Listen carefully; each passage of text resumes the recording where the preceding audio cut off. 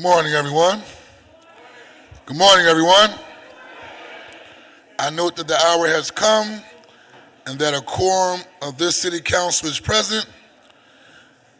This city council session is officially come to order.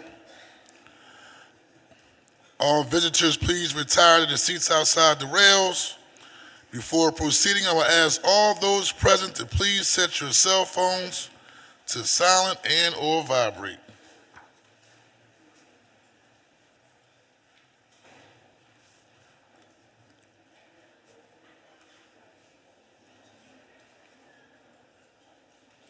Council will be at ease.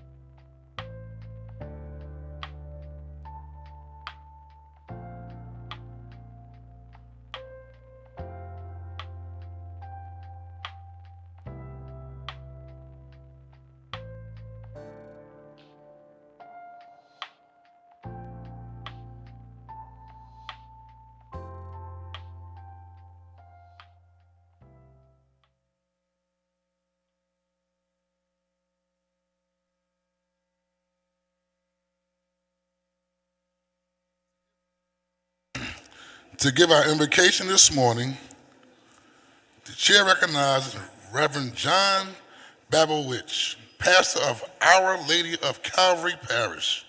He is here today as guest of Councilmember Brian O'Neill. I will ask all members and guests to please rise.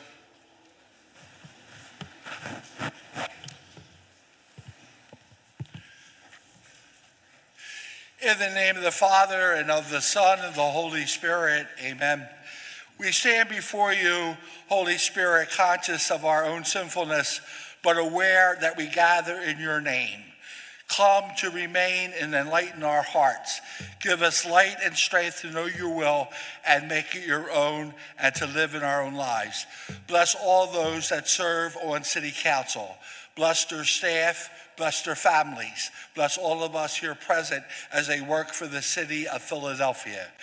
Guide them by their wisdom. Support them by your power. For you are God, sharing the glory of Father and Son. You desire justice for all.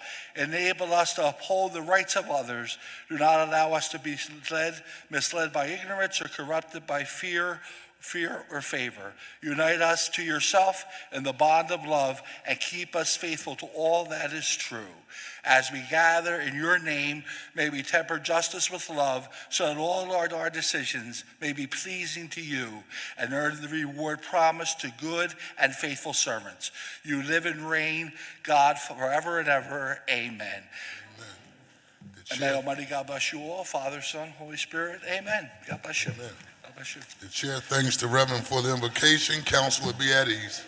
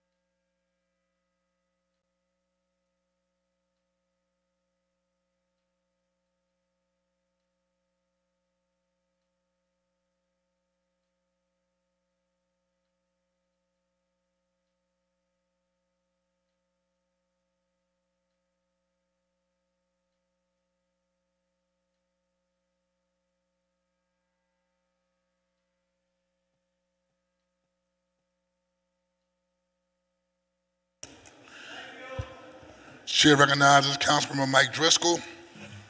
Morning, Mr. President. I request grant permission to attend to some important business, and I wish to be recorded in the affirmative on all bills and resolutions today. Leave is granted and recorded. The next order of business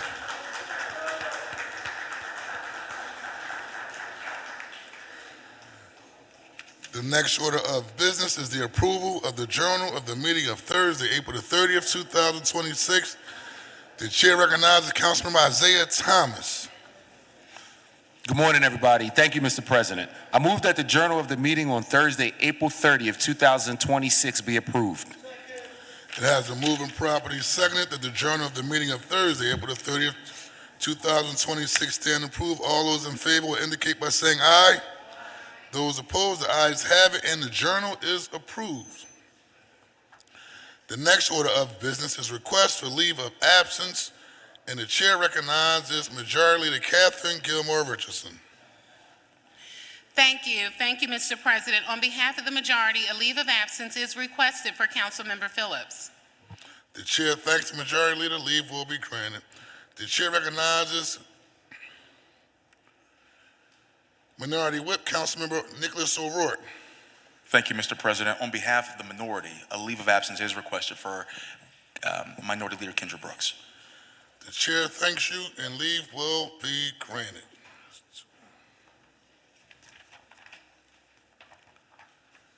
The chair now recognizes Majority Leader Catherine Gilmore Richardson for a motion regarding certain legislative matters that may arise during the course of today's session of council and that were not listed on the calendar circulated prior to today's council session. Thank you, Mr. President. I move that any of the following matters, if considered today, may be added to the agenda for this session of council and as required by law, subsequently published on an amended agenda after the consideration of those matters. Resolutions authorizing hearings, amendments to bills on first reading, the reconsideration of a bill vetoed by or recalled from the mayor, amendments to bills recalled from the mayor, resolutions taking substantive action to be voted on in this session, a motion to withdraw a bill or resolution that is not on the calendar, and a motion placing a bill or resolution on or returning a bill or resolution from the suspension calendar that is not listed on today's calendar. The purpose of this motion is to provide the public with notice concerning possible actions by council that arose too late to be included on the calendar that was published prior to today's session.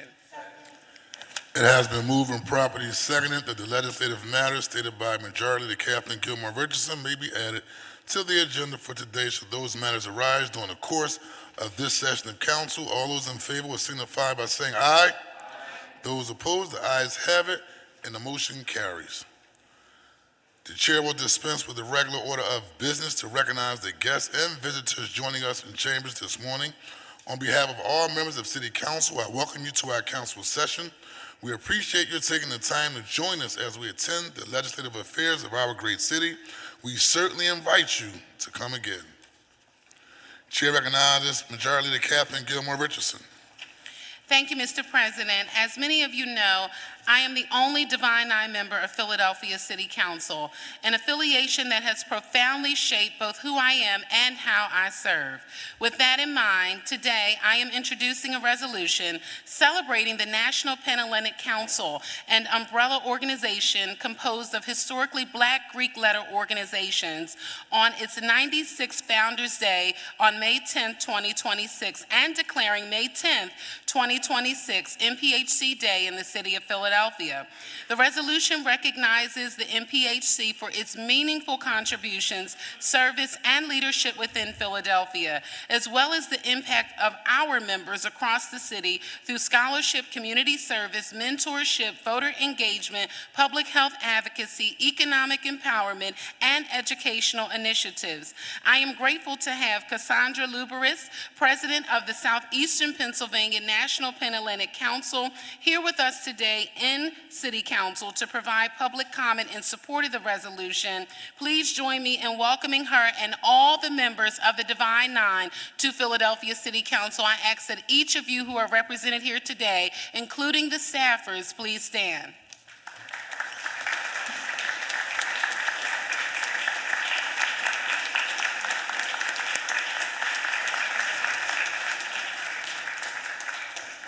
Welcome to City Council. Chair recognizes Councilman Isaiah Thomas. Again, good morning, Council President. Today I introduced the resolution honoring Ben Dubin. If Ben Dubin and his family can stand up, Ben Dubin is here today. Ben Dubin is a 33-year public servant in the School District of Philadelphia, working at a number of schools, including Northeast High School, Gillespie Middle School, and currently at Frankfurt High School. Ben Dubin is the dean, the athletic director. 17 years, Ben Dubin has been the chair of boys basketball, and I had the privilege to work with him not just through that hat, but through a number of different hats. And so today we honor Ben Dubin because he's retiring. And I just want to also take a moment of personal privilege to talk about the fact that during COVID,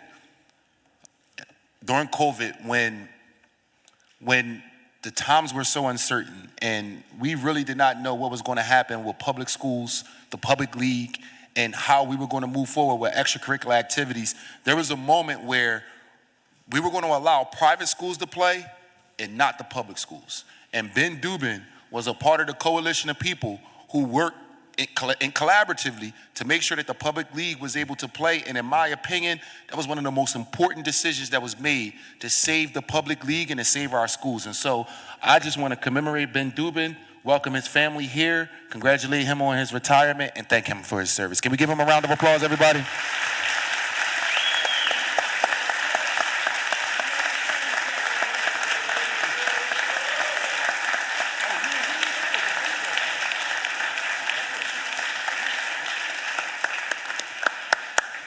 And Council President, he's a Frankfurt guy, so I had to put the Frankfurt side in there. Thank you, Council President. You're welcome and congratulations. That's a significant amount of dedicated years of service to our young people.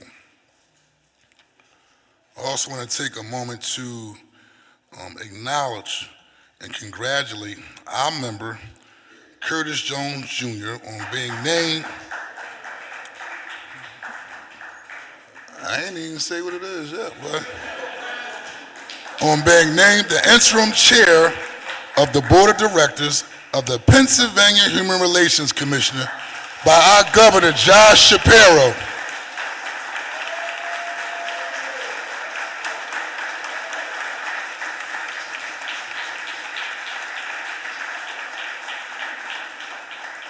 Congratulations, sir. The governor spent the block and said, I need Curtis Jones. That's what's up. Very high honor, sir, and I'm sure you will do a great job. Thank you, sir.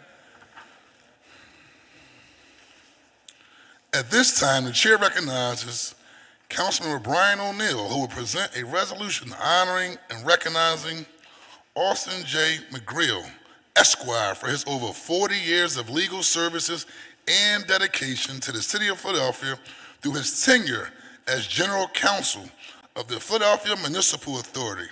Would Attorney Austin McGrill and those accompanying him please join Councilmember O'Neill at the podium. And joining Member O'Neill are the following council members: Councilmember Cindy Bass, Councilmember Dr. Nina Ahmed, Councilmember Jamie Gaultier, Councilmember Ru Landau, Councilmember O'Rourke, and Councilmember Jay Young, Esquire.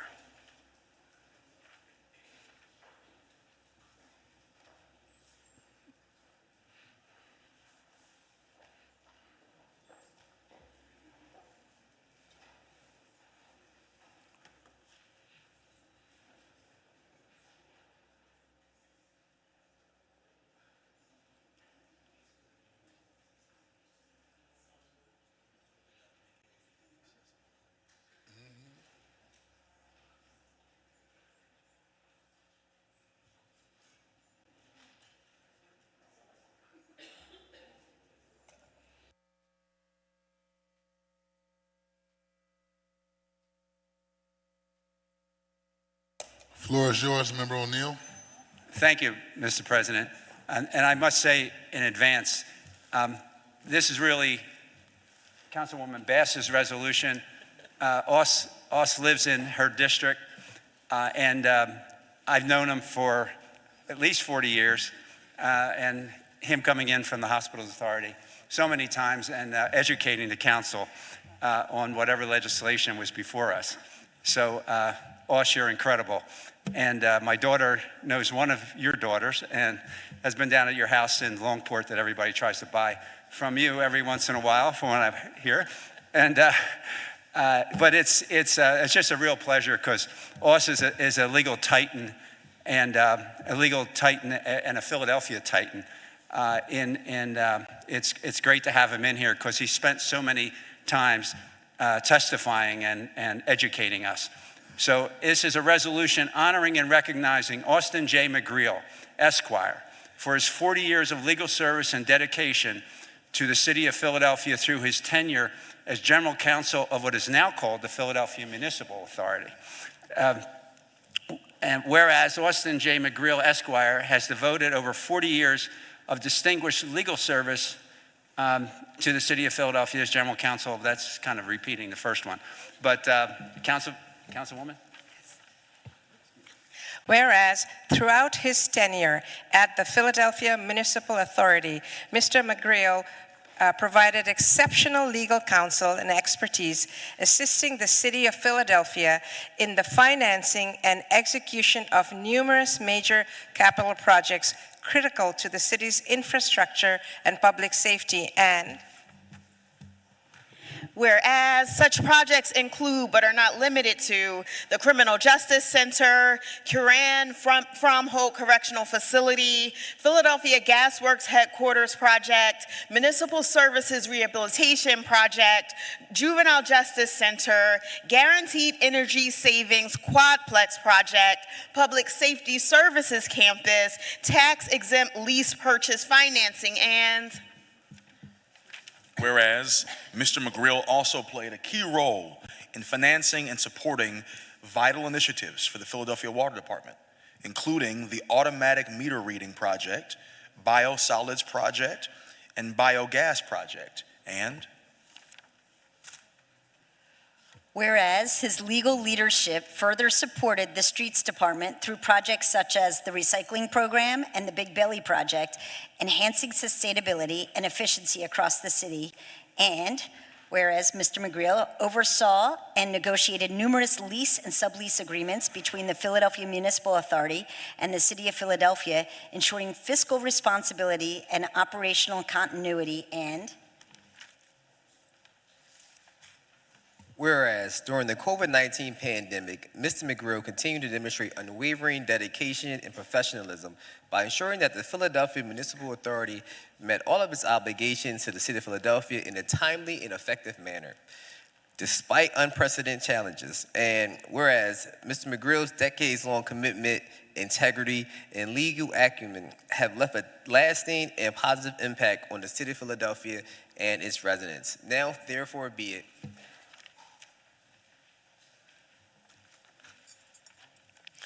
Resolved that the Council of the City of Philadelphia hereby honors and recognizes Austin J. McGrill, Esquire, for his more than 40 years of exemplary services and legal dedication to the City of Philadelphia through the Philadelphia Municipal Authority, and further resolve that an engrossed copy of this resolution be presented to Mr. Austin J. McGrill as an expression of the gratitude and appreciation of the Council of the City of Philadelphia. Thank you so much for your service.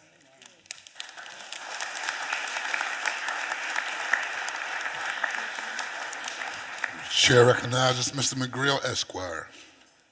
First of all, I would like to thank Mr. Chairman and the Council for passing the resolution, which I was totally surprised to see. And thank you very much for doing that. Secondly, I wanted to thank former Mayor Bill Green, who appointed me to this position over 44 years ago. Thank you, Bill.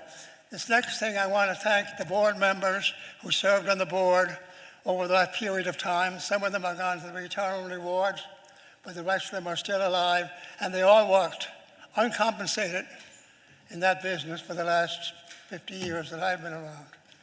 Thirdly, I'd like to personally thank the present chairman of the board, Robert Zaleski, who spends all of his time dedicated to help in fulfilling the requirements of the Philadelphia financial situation.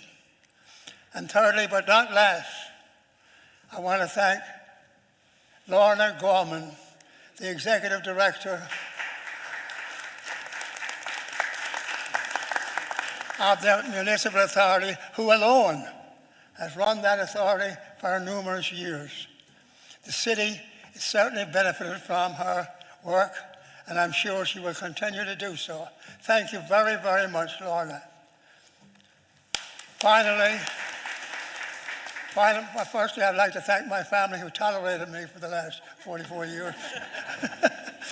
And lastly, I want to say God bless the city of Philadelphia and God bless the United States of America, both of which adopted me as an immigrant many, many years ago.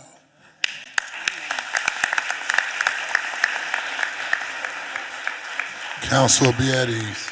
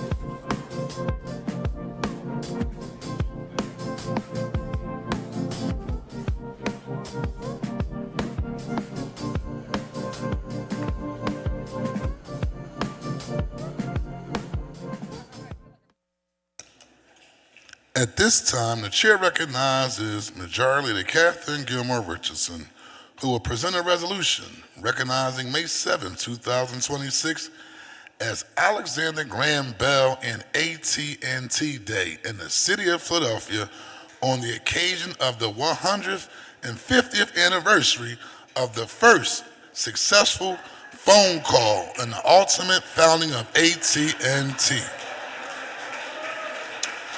as well as the first broad public demonstration of the telephone later that year at the Centennial World's Fair in the city of Philadelphia.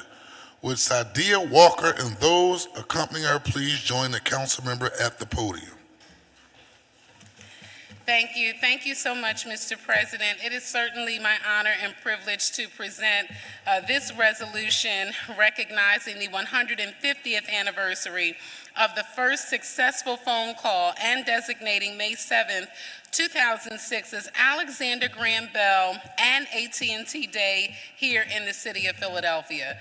So not only are we celebrating our semi-quincentennial and the founding of this nation right here in the great city of Philadelphia, last night Councilmember Squilla and I had the opportunity to be at the nation's first hospital to not only celebrate their 275th anniversary and the grand opening of the newest museum in downtown Philadelphia, Pennsylvania Hospital. But today we are also celebrating the 150th anniversary of the first successful phone call and designating today as Alexander Graham Bell and AT&T Day. So first we wanted to say thank you to AT&T, David Kerr, Sadia Walker, Corey Austin, Joe Divis. Let's give a round of applause for our friend, our longtime friend, Joe Divis. And not only are we celebrating the anniversary of that first phone call, we are also celebrating the first public demonstration of the telephone later that year at the Centennial World's Fair in Philadelphia, which ultimately led to the founding of AT&T. And so while it's very difficult for us to imagine a world without phones today, the significance of this anniversary cannot be understated. What began as a single call helped to transform how we connect, how we share information and respond in critical moments. And that history is rooted right here in the great city of Philadelphia. Since then, our city has remained a leader in connectivity, innovation, and progress, and it is my honor to recognize this milestone today. And so whereas, whether in government, commerce, or public safety, one thing has been essential through every era of progress: the ability to communicate quickly, clearly, and reliably. And whereas on March 10th, 2026, AT&T marked the 150th anniversary of the first successful telephone call, which I vaguely remember. A breakthrough that changed how people connect across distance and strengthened communities and accelerated economic and civic life. Thank you.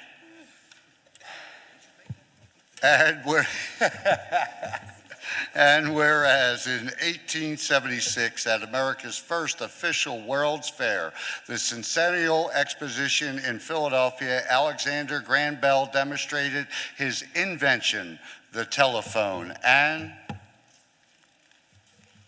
whereas on November 14th, 1878, the first commercial telephone exchange in the Commonwealth of Pennsylvania opened in Philadelphia through the Bell Telephone Company, bringing a new kind of connection to homes, businesses, and institutions. And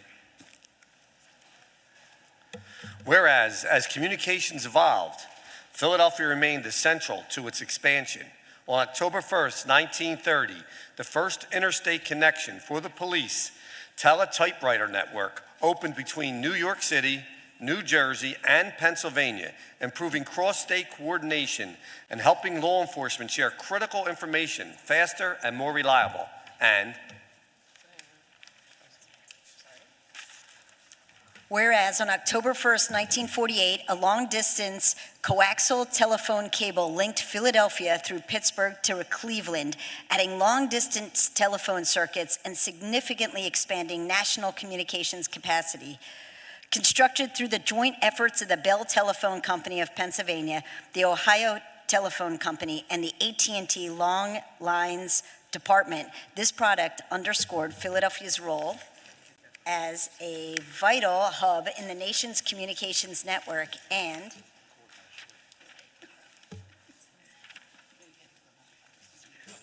whereas, as we recognize this 150-year milestone, we also honor the workers and innovators who help make these advancements possible. The engineers, technicians, operators, and public safety professionals whose skill and dedication have helped keep people connected when it matters most. Now, therefore be it. And as a son of a mother who was a union steward for CWA working at AT&T, resolved that the Council of the City of Philadelphia hereby recognizes May 7th, 2026 as Alexander Graham Bell and AT&T Day in the City of Philadelphia, marking the 150th anniversary of the first successful phone call and the ultimate founding of AT&T, as well as the first broad public demonstration of the telephone later that year at the Centennial World's Fair. Further resolved that an engrossed copy of this resolution be presented to Sadia Walker, and Corey Alston of AT&T as evidence of the gratitude and sincere admiration of this legislative body. The chair recognizes Sadia Walker. Hey, good morning, everyone. Thank you, Philadelphia City Council, for this honor and recognizing May 7, 2026 as Alexander Graham and AT&T Day. I am Sadia Walker, the Associate Sales Director for AT&T in Philadelphia, and I am proud to accept this on behalf of our employees and retirees across the region. Philadelphia has always been a part of the communication story, from Alexander Graham, as we heard, demonstrating the first phone call in 1876 to today's 5G and FirstNet networks connecting our communities every single day. We're proud to continue investing in technology, connectivity, and most importantly, the people in this city. Thank you again. Connection changes everything.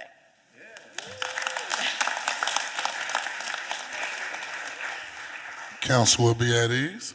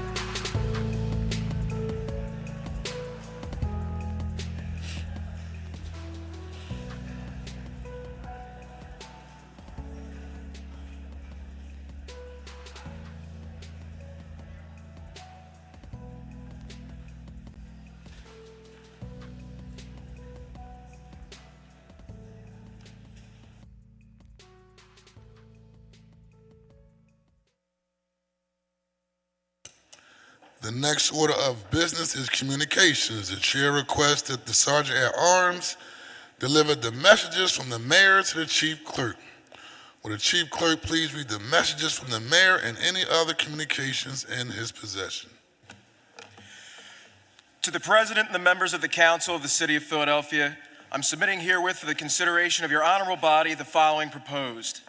An ordinance authorizing the Procurement Department on behalf of the City of Philadelphia to enter into an agreement with the Philadelphia Energy Authority to purchase electricity and certain attributes and benefits related to the generation of such electricity from a solar energy facility to be built and owned by Reactivate LLC, located at Northeast Philadelphia Airport for use at and in connection with city facilities, all under certain terms and conditions. A resolution confirming the appointment of Gaurav Mehta as a member of the Board of Philadelphia Energy Authority. A resolution confirming the appointment of Matthew Bowman as a member of the Board of Philadelphia Energy Authority. Confirming the reappointment of Barbara Moore as a member of the Board of the Philadelphia Energy Authority. A resolution confirming the appointment of Sante Rivas as a member of the board of the Philadelphia Energy Authority. And a resolution confirming the reappointment of Sophia Lee as a member of the board of the Philadelphia Energy Authority. There are no further communications in my possession, Council President. Thank you very much. The messages will be printed in the journal. The next order of business is the reports, introduction of bills and resolutions. Chair recognizes Majority Leader Catherine Gilmore Richardson. Good morning. Thank you, Council President. Today I offer 4 bills and 2 resolutions. One of the resolutions is non-privileged on your behalf. The second resolution is privileged on my behalf. Thank you. Thank you very much. Will the Chief Clerk please read the title of the bill and resolutions? An ordinance providing for the submission to the qualified electors of the City of Philadelphia of an amendment to the Philadelphia Home Rule Charter to change city procurement procedures and requirements, fixing the date of a special election for such purpose, prescribing the form of ballot questions to be voted on, and authorizing the appropriate officers to publish notice and to make arrangements for the special election. This bill be referred to the appropriate committee. And an ordinance amending Section 17-103 of the Philadelphia Code entitled Bonds Relating to Procurement Contracts to amend requirements related to performance and payment bonds on certain contracts and providing for disclosure and monitoring of bond acquisition costs, all under certain terms and conditions. This bill be referred to the appropriate committee.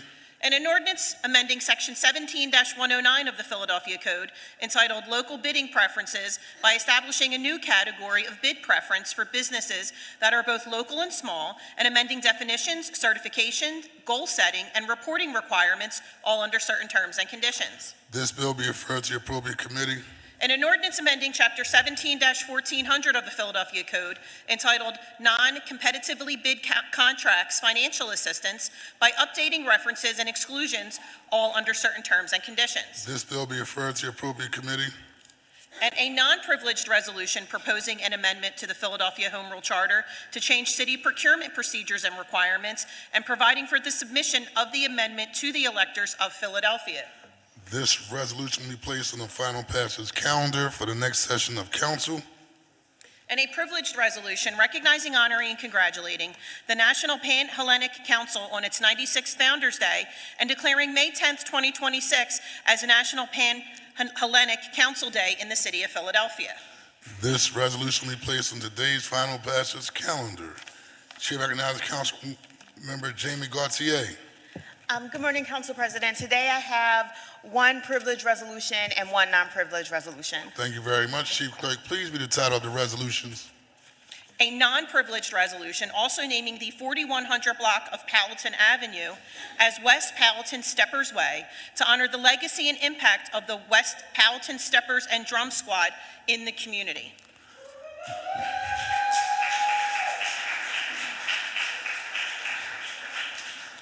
This resolution will be placed on the final passage calendar for consideration at the next session of council. Good job, Member Gautier.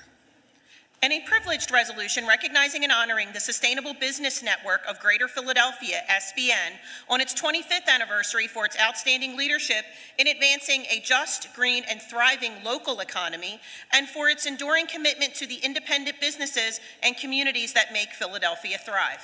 This resolution will be placed on today's final passage calendar. Chair recognizes Councilman Isaiah Thomas. Good morning, Council President. Today I offer 3 resolutions, one being co-introduced with Councilmember Gautier and Brooks, the other one being introduced on behalf of Councilmember Phillips. Thank you, Council President. Thank you very much. Will the Chief Clerk please read the title of the resolutions, please? A privileged resolution honoring and recognizing the St. Raymond of Pennafort boys basketball team for winning the 2026 Region 58 Championship, the 2026 Archdiocese of Philadelphia Varsity Boys Basketball Championship, and the 2026 Pennsylvania CYO State Championship, and celebrating a historic season that brought pride and distinction to the Mount Airy community. This resolution will be placed on today's final passage calendar. And a privileged resolution celebrating and honoring Ben Dubin on his retirement after 33 years of dedicated service, unwavering leadership, and a lasting impact on students, athletes, and the school community. This resolution will be placed on today's final passage calendar. And a privileged resolution authorizing the Philadelphia City Council Education Committee to hold hearings investigating concerns around Board of Education governance model, decision-making processes, and exploring options for an elected or hybrid school board. This resolution will be placed on the day's final passage calendar.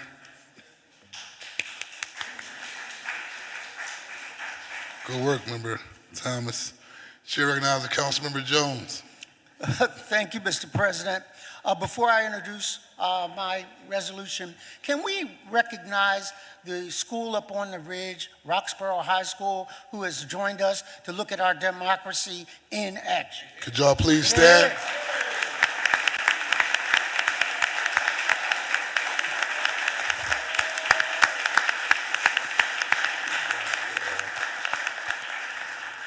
Thank you, Mr. President. I have one privilege resolution today. Thank you very much, Member Jones. Would the Chief Clerk please read the title of the resolution? A privileged resolution honoring and recognizing the career and cultural impact of Stephen Colbert on the occasion of the conclusion of The Late Show with Stephen Colbert. This resolution will be placed on the day's final passage calendar. Chair recognizes Councilmember Rulandow.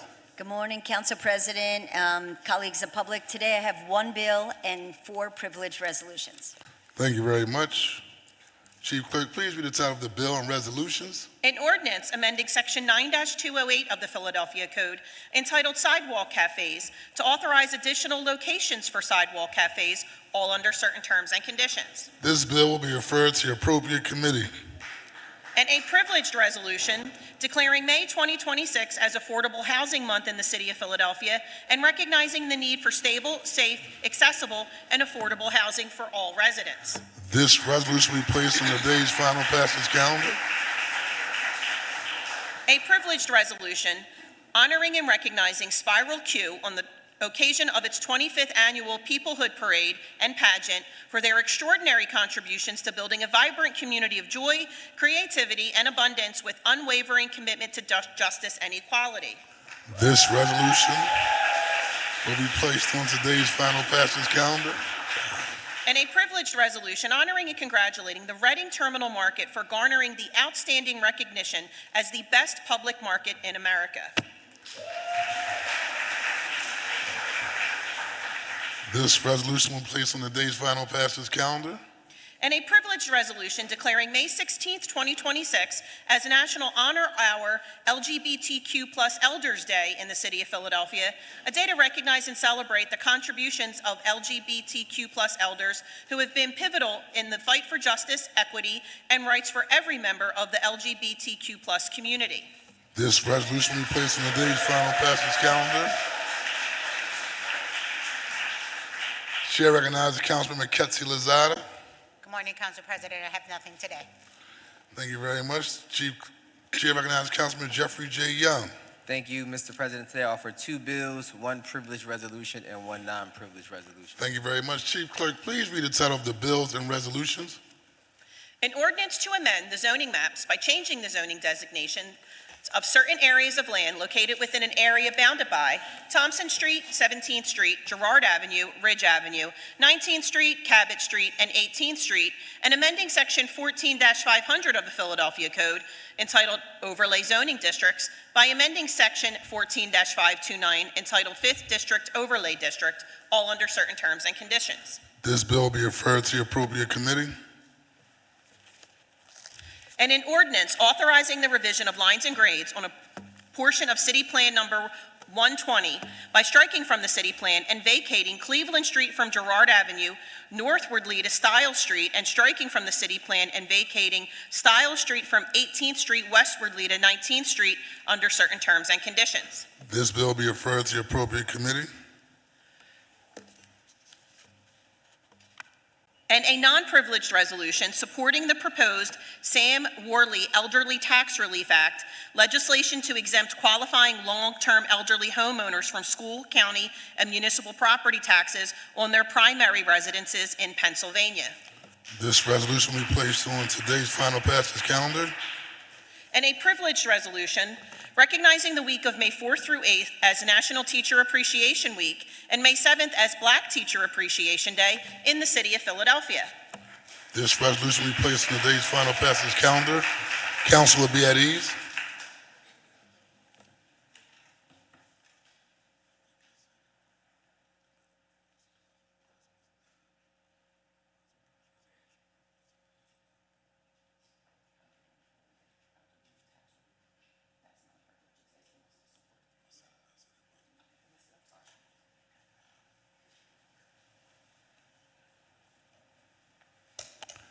Let's go back to the resolution from Member Jay Young regarding tax relief for the elderly. Please recite that again, please. A non-privileged resolution supporting the proposed Sam Worley Elderly Tax Relief Act, legislation to exempt qualifying long-term elderly homeowners from school, county, and municipal property taxes on their primary residences in Pennsylvania. This resolution will be placed on the final passage calendar for consideration at the next session of council. Chair recognizes Councilmember Jim Harity. Good morning, Council President. I have no bills or resolutions today. Thank you very much, sir. Chair recognizes Councilman Nicholas O'Rourke. Thank you, Mr. President. Good morning, Philadelphians all. No, nothing today. Thank you very much. Chair recognizes Councilman Brian O'Neill. Thank you, Mr. President. I offer one bill. Thank you very much. Chief Clerk, please read the title of the bill. An ordinance authorizing the Procurement Department on behalf of the City of Philadelphia to enter into an agreement with the Philadelphia Energy Authority to purchase electricity and certain attributes and benefits related to the generation of such electricity from a solar energy facility to be built and owned by Reactivate LLC, located at Northeast Philadelphia Airport, for use at and in connection with city facilities, all under certain terms and conditions. This bill will be referred to your appropriate committee. Chair recognizes Councilmember Mark Squilla. Thank you, Mr. President. I offer one bill. Thank you very much. Chief Clerk, please read the title of the bill. An ordinance amending Chapter 10-100 Animals of the Philadelphia Code to restrict the operation of carriage horse businesses and provide for penalties for violations, all under certain terms and conditions. This bill will be referred to your appropriate committee. Chair recognizes Councilmember Cindy Bass. Thank you, Mr. President. Today I offer one bill, one privileged resolution, and one non-privileged resolution. Thank you very much. Chief Clerk, please read the title of the bill and resolutions.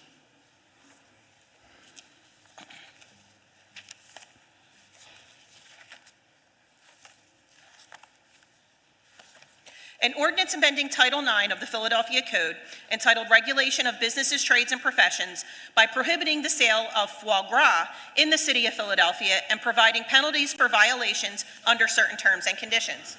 This bill will be referred to your appropriate committee. And a privileged resolution recognizing the month of May 2026 as National Foster Care Month in the city of Philadelphia. This resolution will be placed on today's final passage calendar.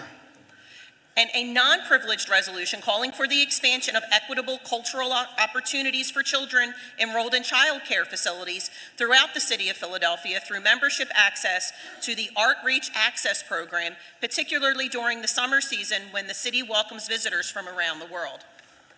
This resolution will be placed on the final passage calendar for the next consideration. Next council session for consideration. Chair recognizes Councilmember Dr. Nina Ahmed. Thank you, Council President. I have four privileged resolutions, one of which is with Councilmember O'Rourke. Thank you very much. Chief Clerk, please read the title of the resolutions. Recognizing the critical role of the Philadelphia Sexual Assault Response Program in providing trauma-informed forensic care to survivors of sexual assault and affirming the city's commitment to uninterrupted 24/7 access to these services. This resolution will be placed on today's final passage calendar. And a privileged resolution recognizing May 2026 as Menstrual Health Awareness Month. This resolution will be placed on today's final passage calendar. And a privileged resolution recognizing May 2026 as Asian American and Pacific Islander Heritage Month in Philadelphia. This resolution will be placed on today's final passage calendar. And a privileged resolution recognizing May 2026 as World Heritage Month in Philadelphia. This resolution will be placed on today's final passage calendar. There being no reports from committees today, The chair recognizes Majority Leader Catherine Gilmore Richardson for a motion concerning the resolutions on the final passage calendar and the bills on the second reading and final passage calendar. Thank you. Thank you, Mr. President. The following resolutions are being called up from the final passage calendar, and the following bills are being called up from the second reading and final passage calendar today. Resolution numbers 260436, 260437, 260447, 260448, and bill numbers 251029, 251070, 260134, 260265, and 260266. The following resolutions and bills on the calendars are being held: 250768, 250807, and 260340. Thank you very much. The chair recognizes Councilmember Catherine Gilmore Richardson for a motion concerning additional bills on the second reading and final passage calendar. Thank you, Mr. President. I move that the rules of council be suspended as to permit the use of a consent agenda to consider the following bills on the second reading and final passage calendar. Numbers 250806, 250836, 250918, 251067, 251100, 260026, 260063, 260216, 260217, 260240, 260242, 260267, 260337, 260338, 260339, and 260341. Yeah, Majority Leader. It has been moved and properly seconded that the rules of council be suspended to permit the use of a consent agenda to consider the bills just read by the Councilmember Catherine Gilmore Richardson. All in favor indicate by saying aye. Those opposed, the ayes have it. The motion carries, and we will consider the bill consent agenda shortly. Before considering these bills and resolutions, we will consider public comment as follows. Your public comment must concern matters on the second reading and final passage calendar for possible action at today's council session. All speakers must sign up in order to testify. If you have not already signed up for today's session, please do so now by giving your name to Ms. Hassan at the table outside the rails to my left. Once you have signed up, you will call in the order in which your name appears on the sign-up sheet. Under ideal circumstances, public commenters each will have 3 minutes to speak. What's going on, y'all?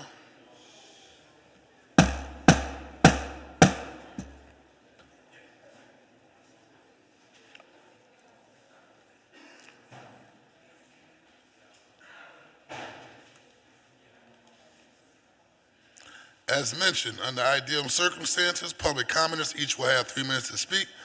However, this time limit may vary from session to session. Today, the time limit will be 2 minutes. In order to be fair to all those wishing to speak, I intend to hold faithfully to the 2-minute limit. When you begin speaking, you will see a green light on the podium. When there are 30 seconds remaining to your time, the light will turn yellow, which is your reminder to please conclude your remarks. Once 2 minutes have passed, the light will turn red and the sergeant at arms will disconnect the microphone. At that point, please yield the podium to the next speaker if you have not done so already. I also reserve the right pursuant to our rules of council to limit repetitious comments on the same subject matter. I will now ask the chief clerk to please read the name of our first speaker. Will Ben Dubin, Juan Namnung, Octavia Williams, Annie Allman, Alex Bassett Strange, Annette Griffin, Kimberly Nelson, and Lynn Landez please make your way to the podium. Good morning. My name is Juan Namnan. Thank you so very much to everybody for having us. I am representing our entire Frankfurt High School family in the School District of Philadelphia in honoring Benjamin Dubin. I have had the honor of working alongside Ben for 26 years at Frankfurt High School, and I am just here to say that I wish everybody could understand the amount of work and strength he has shown our school and our student athletes from around the city for 33 years. And if you know anything about basketball at the national level, Philadelphia basketball high school level is a hotbed, and Ben Dubin is at the forefront of making sure our student athletes are seen and heard. On a personal note, I have to share with everybody, I have had a front row view at watching Ben Dubin work closely with our special needs population, and he has been a remarkable advocate for them every morning. Smile on his face, energy, showing a pep in his step, working with our special students and every other student also. But we want to thank Councilmember Thomas for allowing us 2 minutes, along with our entire admin and other coaches, in saying that Ben Dubin deserves every honor he gets because of the wonderful career he has given and all the love he has shown to our students and student athletes. Thank you. Have a great day.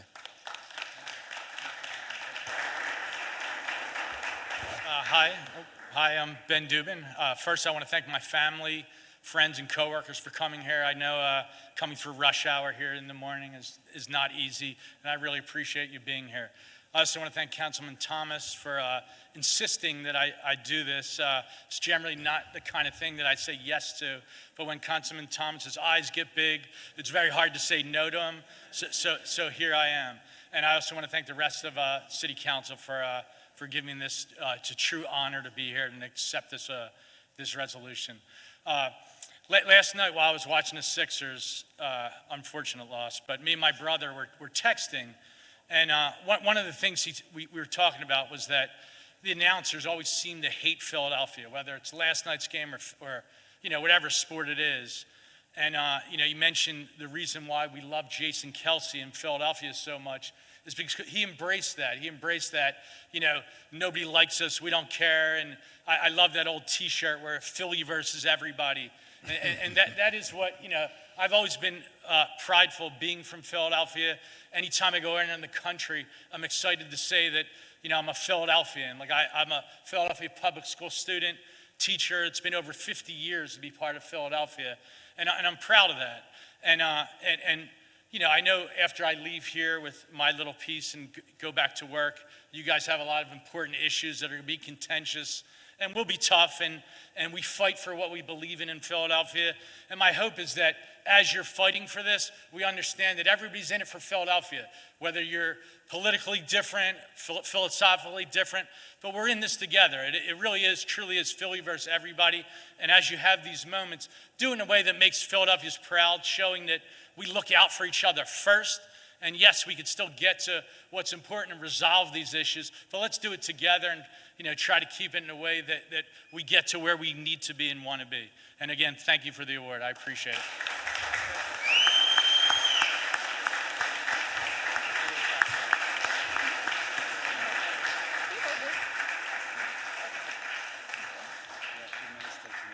Okay. Good morning. Good morning. My name is Octavia Williams, and I'm a staff attorney at the Housing Justice team at Senior Law Center. Thank you, your honorable members of the Philadelphia City Council, for the opportunity to testify. Senior Law Centers seek justice for older adults by using the power of law, educating the community, and advocating at the local, state, and federal level. We provide free legal assistance to thousands of older Philadelphians each year, including victims of elder abuse and financial exploitation, grandparents raising grandchildren, and older individuals facing undue or financial burdens in Philadelphia. Additionally, our housing justice program serves older, low-income homeowners and tenants facing housing crisis and homelessness by representing and advocating for those facing evictions and landlord issues, as well as homeowners facing problems with tangled titles, mortgage and tax foreclosures, deed fraud, and other home ownership issues. I am here today to support the resolution proposed by Councilmember Landudel, sorry, I pronounced your name wrong, declaring May 2026 as Affordable Housing Month in the city of Philadelphia. I also want to note that May is National Older Americans Month. which observed by the Administration for Communities Living at a Time to recognize older Americans' contributions and reaffirm their commitment to serving older adults. This resolution is more than symbolic. It is a vital call to action. Almost half of the renters in Philadelphia are struggling financially, spending over 30% of their income on housing, with some paying more than 50% on housing costs. In fact, around 70% of extremely low-income renters and a similar percentage of extremely low-income homeowners spend more than half of their income just for housing. This is not sustainable. Rising housing costs impede older Philadelphians' ability to pay for housing in Philadelphia. Okay, let me just wrap up really quick. Senior Law Center appreciate how City Council has prioritized lifting its citizens out of poverty through home ownership and the transfer of wealth. Thank you.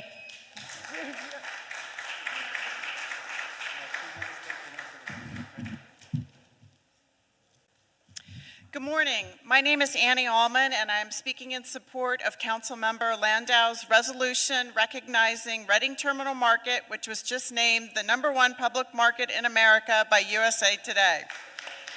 I'd like to begin by thanking City Council and Council President Kenyatta Johnson for your leadership and your partnership in supporting all the amazing institutions, including Reading Terminal, that make Philly special and unique. I'm here today in my role as CEO and General Manager of the Market Corporation, which serves as the steward of Philadelphia's historic public market, which many people do not realize is a 501c3 nonprofit organization. For 133 years, the market has been feeding Philadelphia's heart and soul. As a nonprofit, we are not just a destination, but a mission-driven public asset to the city of Philadelphia. 80 small family-owned businesses currently operate out of our National Historic Landmark building. In the past 5 years, we have opened or expanded nearly 30 merchant businesses at the market. All of this is part of our commitment to foster entrepreneurship and serve as an economic engine for the city of Philadelphia. Let me remind you, we also bring fresh food to Philadelphia. We serve all neighborhoods, and we are believed to be the #1 site for redemption of EBT and SNAP benefits in the entire Commonwealth.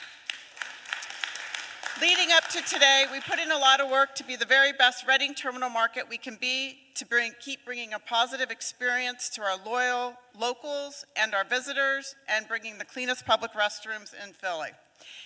Our public dining areas are getting new seating, and this summer we are committed to transforming the 1100 block of Filbert Street into a pedestrian plaza. These are just a few of the examples of the way our team is deeply invested in Philadelphia. And we want to set it up so that when you're celebrating the semi-septennial, which is 100 years from now, the Reading Terminal Market will still be the shining light that it is.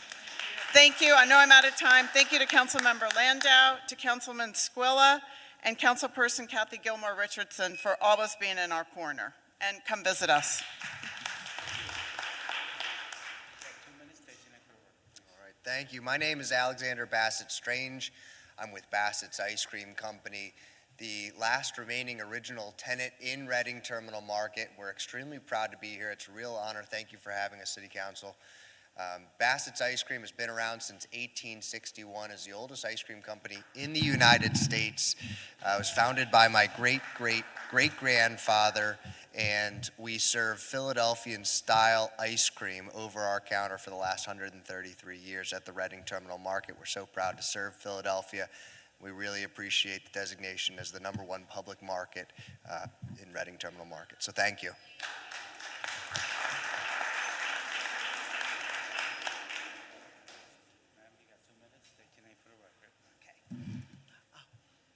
My name is Annette Griffin, and I'm here as a Board of Trustee member of the Spiral Cube Puppet Theater. And thank you. And if I may, I would like to play a poem written by our founder, Matthew Hart. 5 years, and the drum still remembers how a street becomes a body, how a body can become a question, how a question can become us. Peoplehood says, come closer, says, bring your cardboard saints, your busted halos, your auntie's laugh stitched into silk, your grief painted gold and carried high above Girard Avenue, because the future, baby, ain't waiting in some marble room downtown.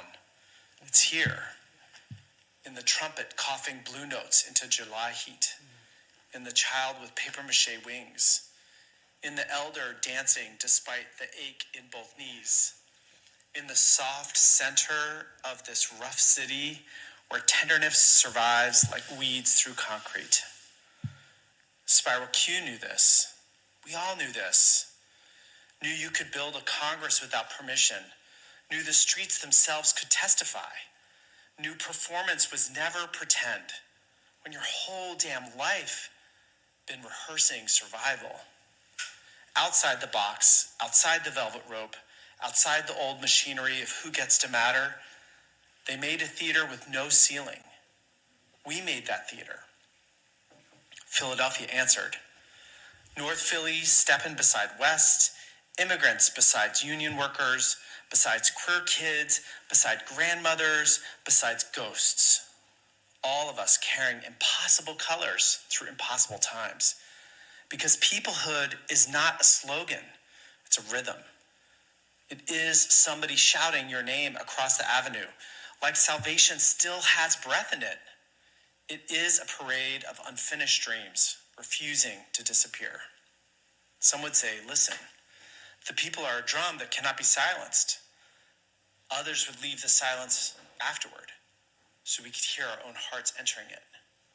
After 25 years later, the procession still moves forward, ragged, radiant. A city tough on the edges, soft and sweet on the inside. Thank you, ma'am. A song That's your with time. soft shoes. Thank you very much.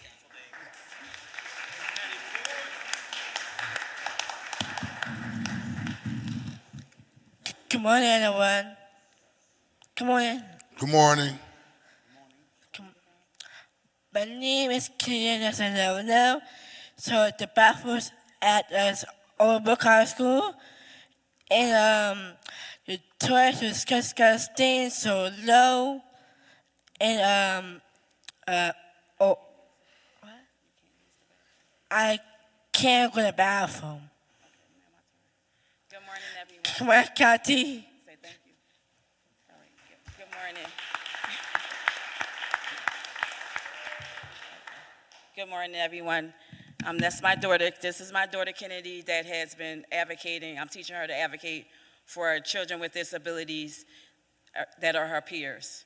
We're here this morning because we are advocating for accessibility inside of our public schools that have been given money for decades for children with disabilities up to $84,000 per year.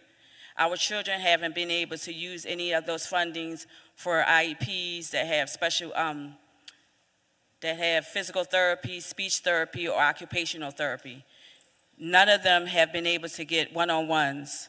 We're here this morning because of the bathroom situation throughout our city, and our children aren't able to use their restrooms. My daughter here just testified that she can't use her restroom inside of her school and hasn't been since she was mandated to go to our neighborhood catchment school. And this is the issue. I want to make sure that City Council hears my cry as well as her peers' cry, and the children without disabilities, because children inside of our city can't use their restrooms.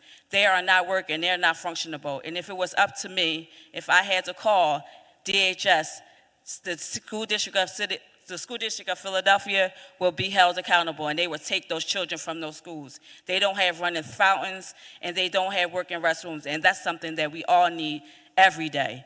And those children are there over 8 hours a day, and they can't hold their bathroom all day long. So I want to make sure that the City Council knows and understands that we need to make some difference inside of our schools. It's not fair.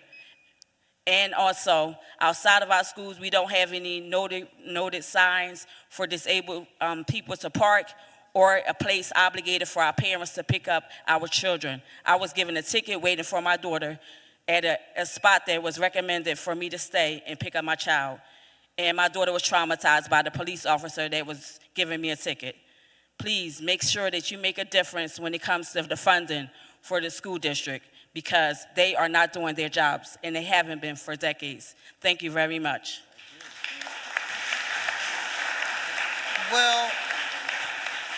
Will Ed Miller, Jeremy Blatstein, Kyle Macklin, Joe Pait, John McCauley, Giovanni Newton, and Jeffrey Haskins please make your way to the podium? Good morning. I'm Lynn Landis at Philadelphia's Republican Network. I'm opposed to Bill 250807 because Center City District, a quasi-nonprofit organization with reportedly over $40 million in annual revenue, violates the spirit and intent of the Sunshine Act, and that it is allowed to tax and condemn properties, but it is not required to hold public meetings nor accept public comments. Its policies are an unfortunate extension of the rules for city council and city departments, both of which restrict public comments to agenda items only. In contrast, council members can speak on any subject they choose. Last week, several council members spoke out against school closings and called for an audit of the school district. Frankly, city council and every city department should also be audited every year, and the public should be able to track every dollar online. City council should definitely audit the exploding numbers of nonprofits whose revenues in Philadelphia are reportedly over $48 billion and yet are subsidized by Philadelphia taxpayers through federal, state, and local exemptions, as well as loans and grants, which are worth hundreds of millions of dollars. Some of these nonprofits have agendas that are distinctly pro-Democrat and anti-Republican, and that includes Philadelphia's news organizations, many of which are nonprofits or funded by nonprofits, such as the Lenfest Institute. Philadelphia taxpayers have been involuntarily subsidizing a Democratic agenda through these nonprofits for decades, and that's not fair nor legal. In fact, nationally, the whole nonprofit industry needs a thorough review, if not permanent retirement, because of its inherent unfairness to all taxpayers and open doors to massive fraud. Thank you.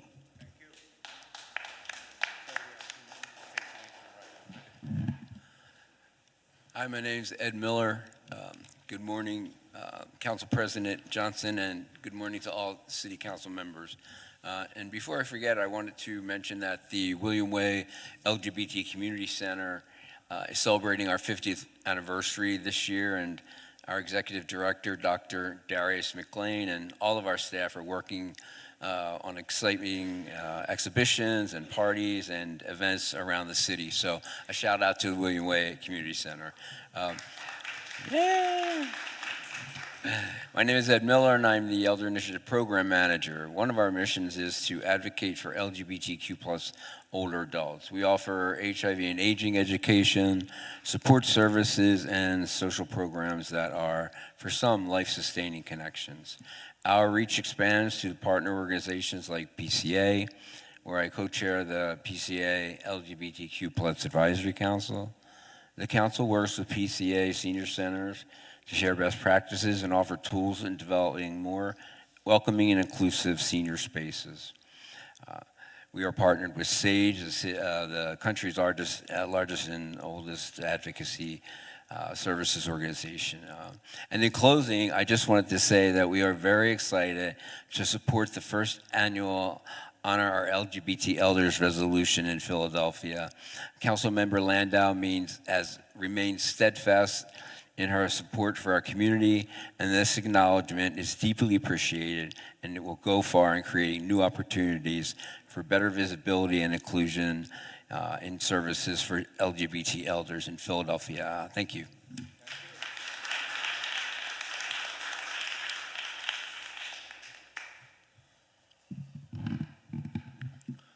Hello, City Council. My name's Jeremy Blatstein. We're passing some home financing today and some turn the key monies in there, right? And we're talking about gentrification. That's the boogeyman, right? but it's not. It's not. Because Turn the Key is not gentrifying neighborhoods. Turn the Key is building homes for hardworking Philadelphia residents, right? Turn the Key is allowing hardworking Philadelphia residents to move into these neighborhoods. If anything, it's you're anti-black because 90% of the people that are moving into Turn the Key homes are black. And the communities are fighting this because they do not want black people going into their community. And that's wrong, and I call it out as being wrong on so many different levels. And we cannot allow that to happen, right? Because in these neighborhoods, homes are going for $400,000 to $500,000, and homes are getting sold for $280,000 to hardworking Philadelphia residents. These are your union people that you talk about. That's who's moving into these homes. So $280,000 with the subsidy, $200,000. Fighting this is not fighting gentrification. This is helping stabilize these neighborhoods. Last but not least, we're talking about SEPTA. A report just came out today. We're up 11%. 11% ridership. That's great. We need to fund SEPTA. We need to make sure that it's functioning properly. And last but not least, right, the homeless issue around the city. You're walking outside and there's an issue. So we really need to figure out what the plan is for 250 right now because it's not working, and whether or not the hotel tax gets passed or not isn't going to really affect the immediate need that needs to get cleaned up. Thank you.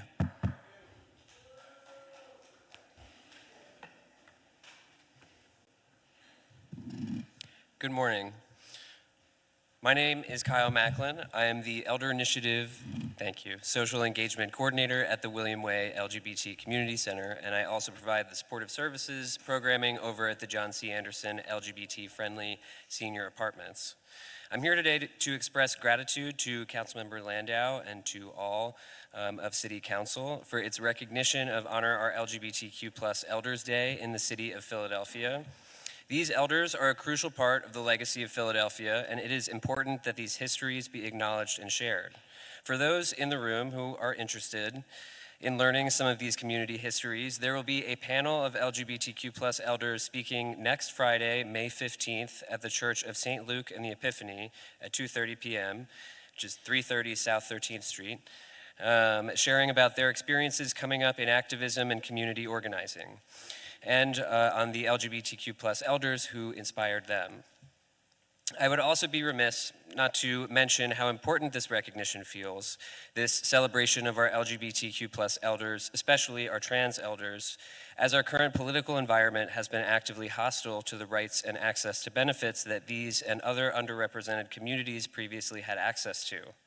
I view this recognition from City Council as a commitment to prioritize and uplift LGBTQ+ elders in the fight to defend these rights in the years to come. Again, much gratitude from myself and from the elders at John C. Anderson and William Way. Thank you.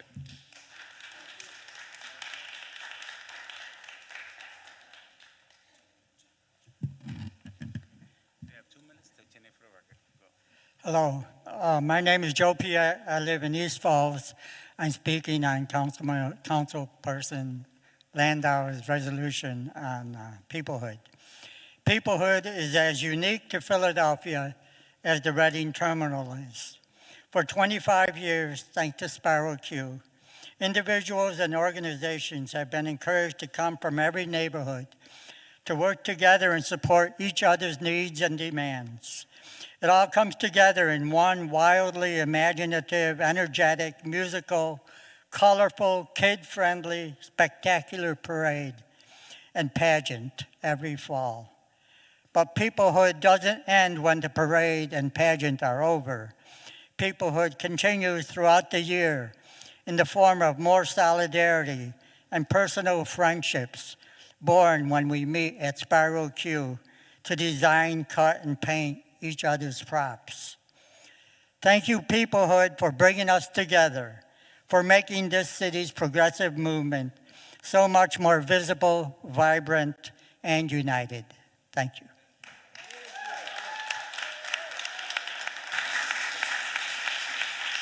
Will Galina Novahova, Suzanne Posen, Jennifer Turnbull, Ariel Morales, and William Smalls.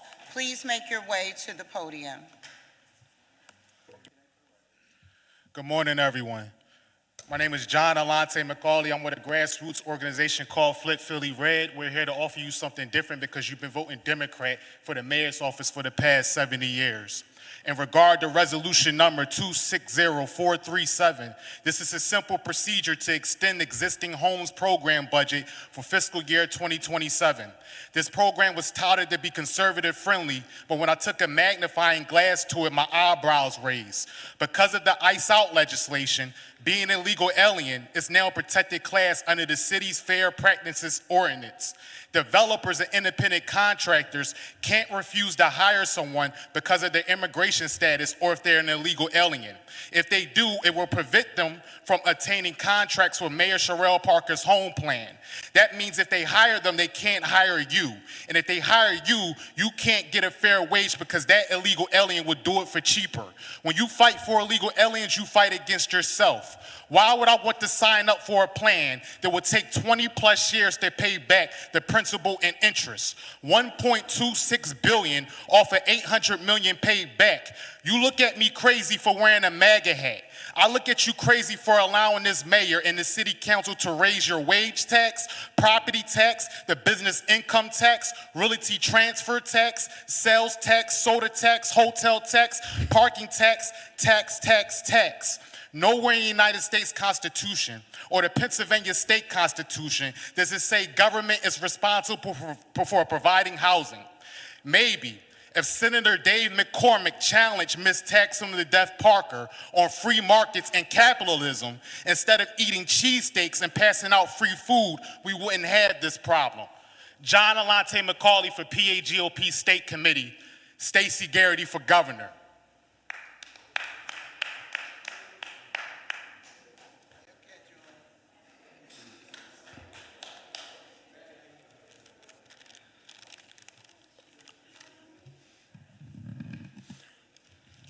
Good morning, everyone. My name is Giovanni Asante Newton. I am the newest member of the great organization called Flip Philly Red. Resolution number 250807. The reason I don't support this authorizing the commissioner of public property to acquire on behalf of the city fee is that I'm concerned that this ordinance allows the city to take or control land in that area, possibly even through condemnation, and then lease it to another organization, which could affect current property owners and how the space is used. I'm also concerned about this matter is that property owners in the target area could be directly affected if the city uses condemnation, eminent domain. That means they might be required to sell their property even if they don't want to, though they would typically receive compensation.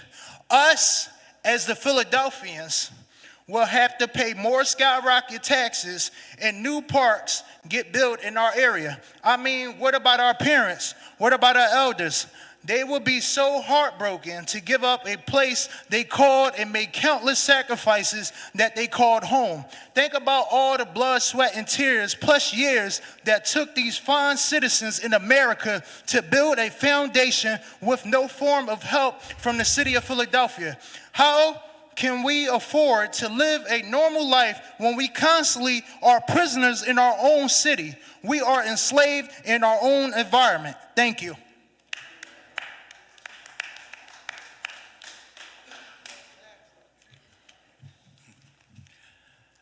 Good morning. I'm Jeff Haskins, and I am the HIV programs manager for the William Way Community Health Center, who has celebrated the 50 years. And in that 50 years, we have been first and foremost. That's also an alpha phrase. But we have been the city of Philadelphia in dealing with elderly people who are living with HIV, living with stigmatization, living with discrimination, and that the federal government is trying to erase. I come to stand before you today to tell you we will not be erased because we've been here a long time. We've been here with the programs of this city, with the health department, ACO. ACO started here before there were programs in New York City. And around the Independence Hall, we march on July 4th every year from 1965 to 1969. And we will not be erased because we showed up and we showed out. And so with this new resolution that is coming before from Councilwoman Rue Landau, we aging people are proud today to be in this chambers. Aging people are proud today to stand before you. Aging people are proud today to work with you. Aging people are proud today to sign on to this resolution and to also spread it out. As we develop our Elders Community Coalition, we will be working with City Council, and we thank you for funding our programs, and we thank you for the commitment from all of them, and get ready for June Pride, get ready for July, 250 years of America at the Independence Hall. Thank you very much.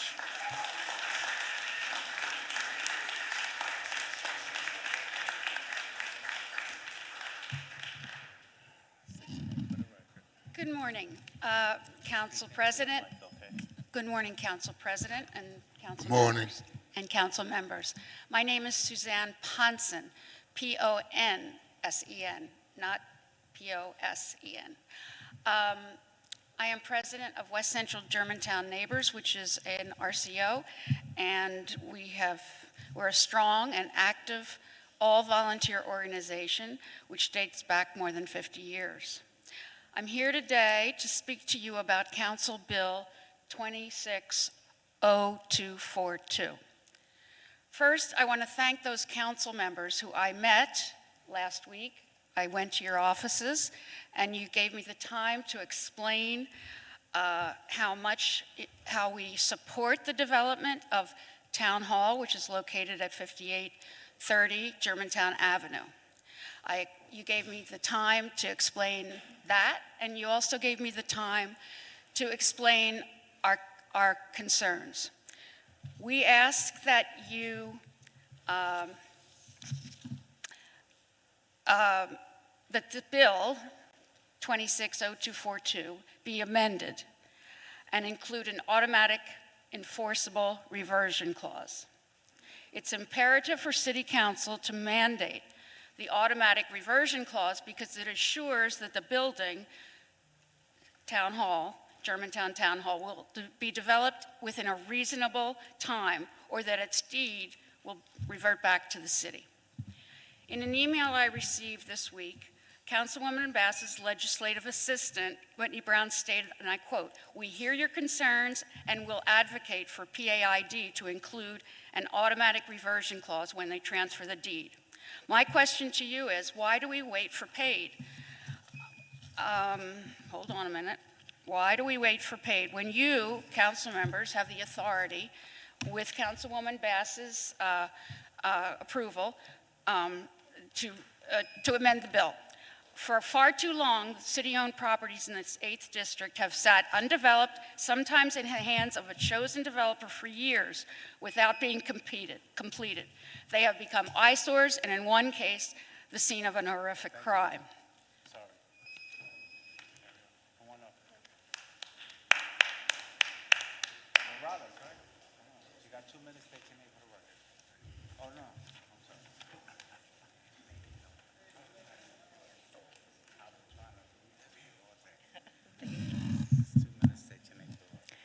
Good morning, my name is Jennifer Turnbull.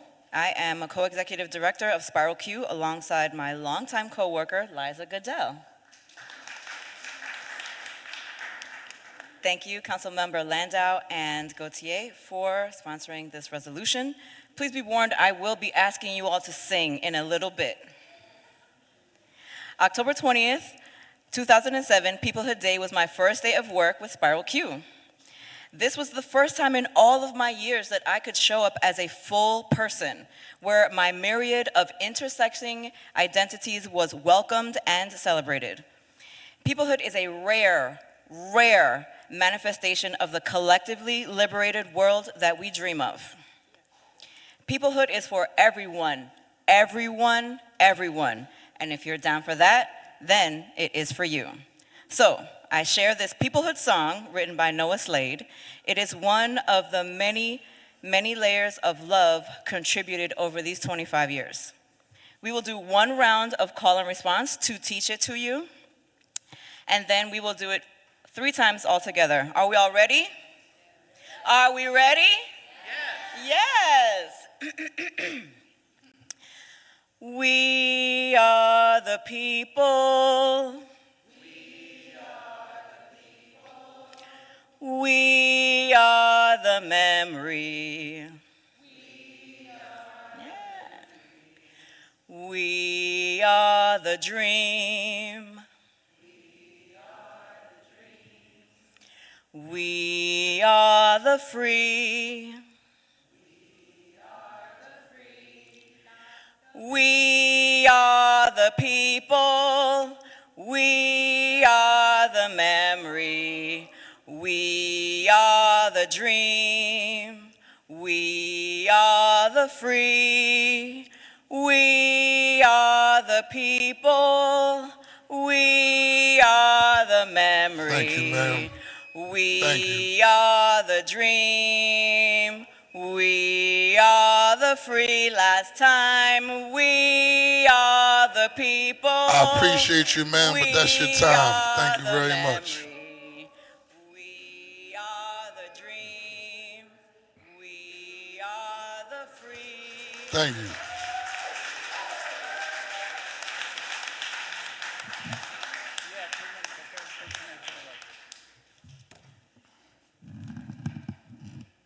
My name is Ariel Morales, and I'm going to be testifying this morning on behalf of Candace Davis, who was not able to make it due to illness. So this is not my testimony, but I'm passing along the message. My name is Candace Davis. I am a disability advocate, an Overbrook resident, and a consumer of Liberty Resources, Inc. I am testifying today as part of the Philadelphia Coalition for Affordable Communities on Council Member Landau's resolution declaring May 2026 as Affordable Housing Month in the city of Philadelphia. Thank you. I have been a resident of Philadelphia for the last 11 years. I acquired my disability in 2021 due to complications from COVID-19. My new reality changed everything. Since acquiring my disability, my brother and I have had to move, not once, but twice, because access is still treated like a luxury and affordability feels like a myth. Even now in Overbrook, I am still navigating spaces that were never built with me in mind. My rent is 3 times my income. Allow that to sink in.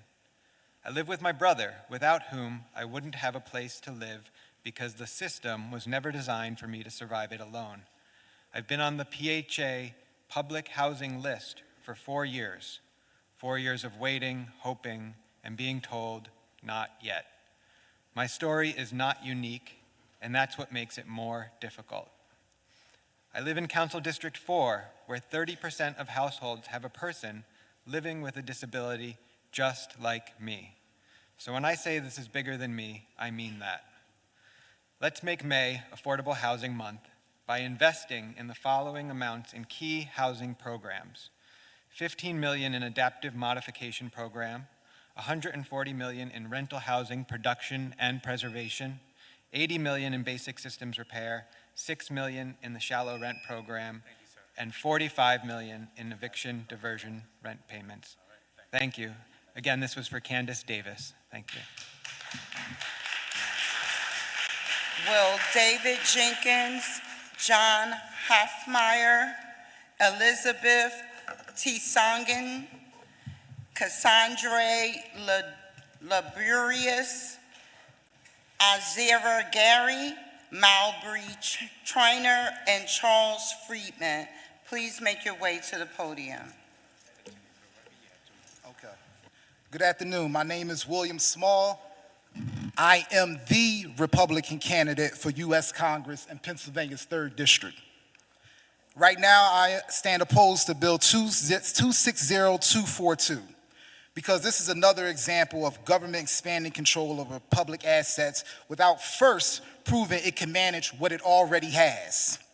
And I'm tired of this pattern in the city. Trust in City Hall is not where it needs to be, and decisions like this continue to raise serious questions about priorities, accountability, and results. What we are seeing is not a lack of ideas. It is in too many cases intellectual laziness.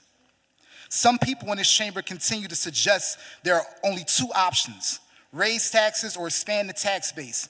But let's be honest, that's not happening. Businesses do not look at Philadelphia and see opportunity. They see high taxes, heavy regulation, and a system that makes growth harder than it should be. So instead of expanding here, they leave or scale elsewhere. Repeating expand the tax base without fixing the reality is not a strategy, it's a slogan. And residents feel that every day. The same lack of urgency shows up in our schools.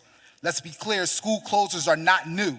This has been happening for years. We've been in consolidating, restructuring, shutting down schools for decades, yet we are still having the same conversations about failing outcomes. Nothing about this crisis is new. What is new is how often it gets ignored until it becomes politically convenient. Every election cycle, every endorsement season, every campaign, suddenly education becomes urgent.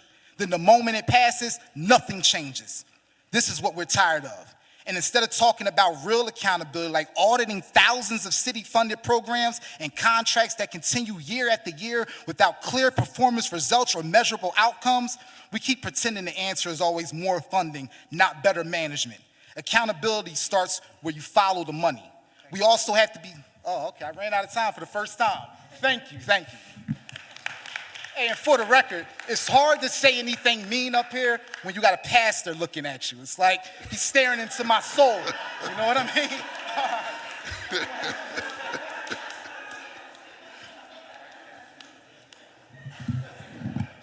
Indeed. Mr. President, members and guests, David Alexander Jenkins, and I rise per Resolution 260437 as presented without reservation. And in light of Member Landau's resolution memorializing May thusly, the constructing of affordable units, rehabilitation of aging housing stock, tenant-based rental assistance, and the acquisition of properties for affordable housing purposes are exactly the kind of resolution that makes me excited to live in the city I remind the world was named aptly for love. We can and we must not only support this initiative, but go further, because if strengthening Philadelphia's access to home ownership, providing stronger incentive for rehabilitating existing housing, reducing speculation, and finding potential revenue for recovering schools while stabilizing our neighborhoods is truly our goal, and it must be, we need, with the help of programs like HOME, to examine the city's tax policy, which has helped to produce the inequity we seek to amend today. The era of subsidizing corporations and wealthiest citizenry amongst us at the expense of the poorest must end. The children of Philadelphia can no longer be a casualty of the backroom handshakes made during political seasons with developers whose own numbers show an underwater opening of luxury condos, unstable market predictions, and growing divide between, as Madam Parker would say, the haves and the have just a little bit. So I ask us to support this resolution while also putting our money where our mouth is. Please know that I ask this as a citizen and a neighbor living in Rittenhouse Square, one of the city's wealthiest neighborhoods where we are no stranger, Madam Bass, to foie gras or to caviar. I say this, members, as a citizen who is getting ready to suggest a measure that will absolutely not help his personal bottom line, but will absolutely generate the revenue required to stop things like, I don't know, the closing of 17 schools, the revitalization of neighborhoods, and the longevity of his greatest of cities. You see, in this time, we must stop allowing people to receive 10-year tax abatements who don't need it. And we must give those tax abatements to the people who do. $130 to $160 million of revenue is lost every year on people like me. Thank you.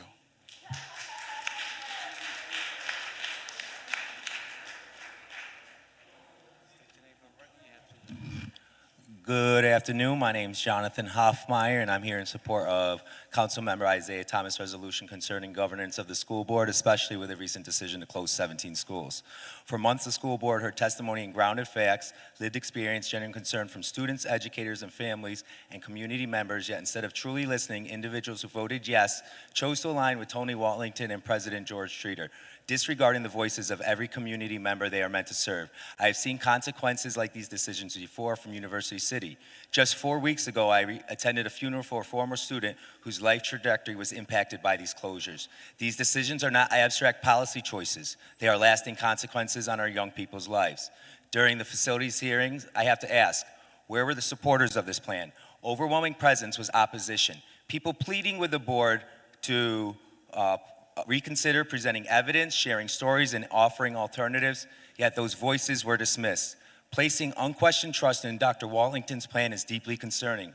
Leadership requires scrutiny, not blind alignment. How many members of the board visited campus they voted to close? How many of them walked through Lincoln, spoke to its students, and witnessed the environment they dismantled? The students of Lincoln themselves demonstrate what's possible when school communities build on relationships, opportunity, and purpose. I must also address the heavy police presence at the most recent meeting. It was completely inappropriate and deeply troubling. As a black male Marine Corps combat veteran living with PTSD, witnessing armed officers positioned in a way that felt intended to intimidate students, young people peacefully protesting their exercising their rights was one of the most disturbing moments I have witnessed in this process. That is not what respect for students look like. Each of the board members who voted yes should reflect on whether their actions align with genuine commitment to the well-being of students. Based on it, it's difficult to see how they do. And that's why I support Councilmember Isaiah Thomas's resolution on the governance of the school board. And with the school board, I'm a math teacher, so I'm gonna shoot a little bit of math facts out. Philadelphia schools employs 4% more teachers than they did in 2016. But administrative positions have grown by 56%. There is some places where they can get the money from instead of closing down schools. Thank you.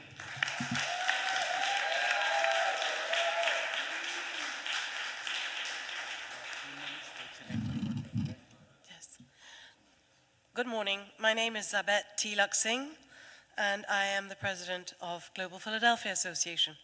Council President, members of City Council, thank you for the opportunity to speak today in support of this important resolution recognizing World Heritage Month 2026 and Philadelphia's unique role as America's first World Heritage City. The resolution reminds us that Philadelphia's significance is not only American, it is global. When Independence Hall was placed on the UNESCO World Heritage List in 1979, it joined a remarkable group of places recognized for their outstanding universal value to humanity, including the Great Pyramids of Giza, the Taj Mahal, and Machu Picchu. In 2015, Philadelphia took another historic step when it became a World Heritage City, alongside cities such as Kyoto, Edinburgh, Quebec City, and Cairo. But this designation is not simply honorary, it carries responsibilities. World Heritage Month, this month, connects Philadelphians to the living story of our city, a story that begins with the Lenape people, continues through generations of immigrants, abolitionists, artists, educators, workers, and civic leaders, and is still being written in every neighborhood today. Each May, World Heritage Month brings together museums, universities, historic sites, cultural institutions, neighborhood organizations, and international communities. As we approach the 250th anniversary of the Declaration of Independence, this work becomes even more important. Millions of people will look to Philadelphia during this historic moment. On behalf of Global Philadelphia Association and our many partners across the city and region, I thank City Council for your ongoing support and Councilman O'Rourke and Council Nina Ahmad for recognizing World Heritage Month.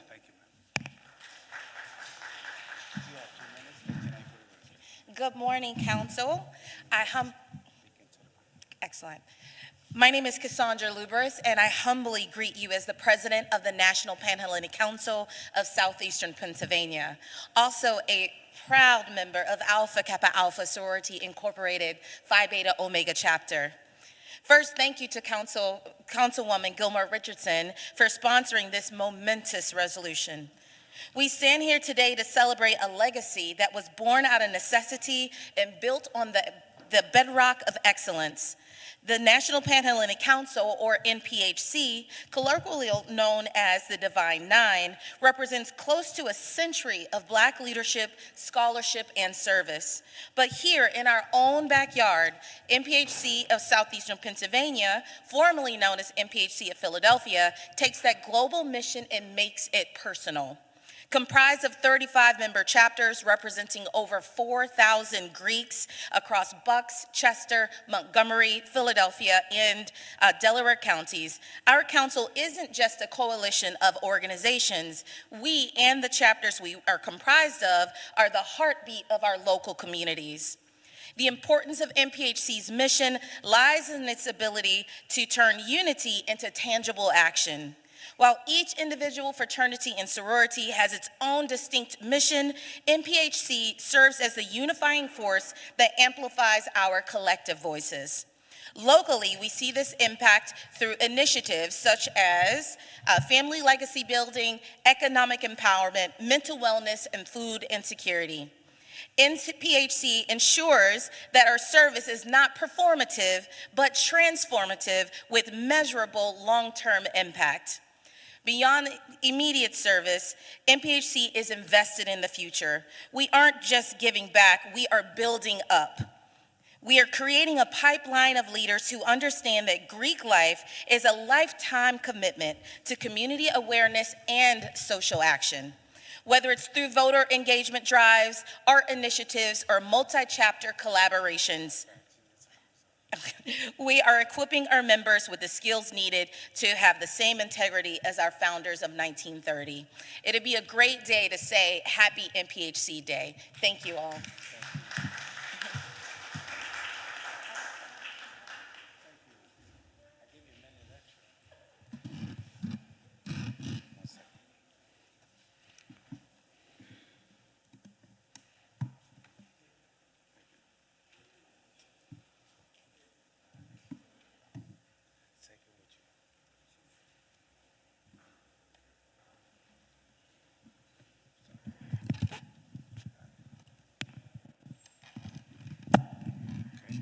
Good morning, everyone. My name is Ajare Gary, and I serve as the Interim Executive Director for the West Philadelphia Cultural Alliance, the Paul Robeson House and Museum.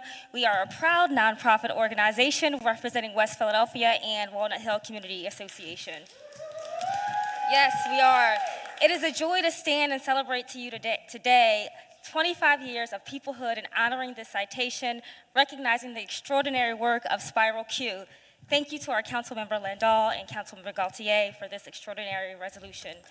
The founder of WPCA, Fran P. Alston, believed deeply in the power of culture, creativity, and community to bring people together and inspire action.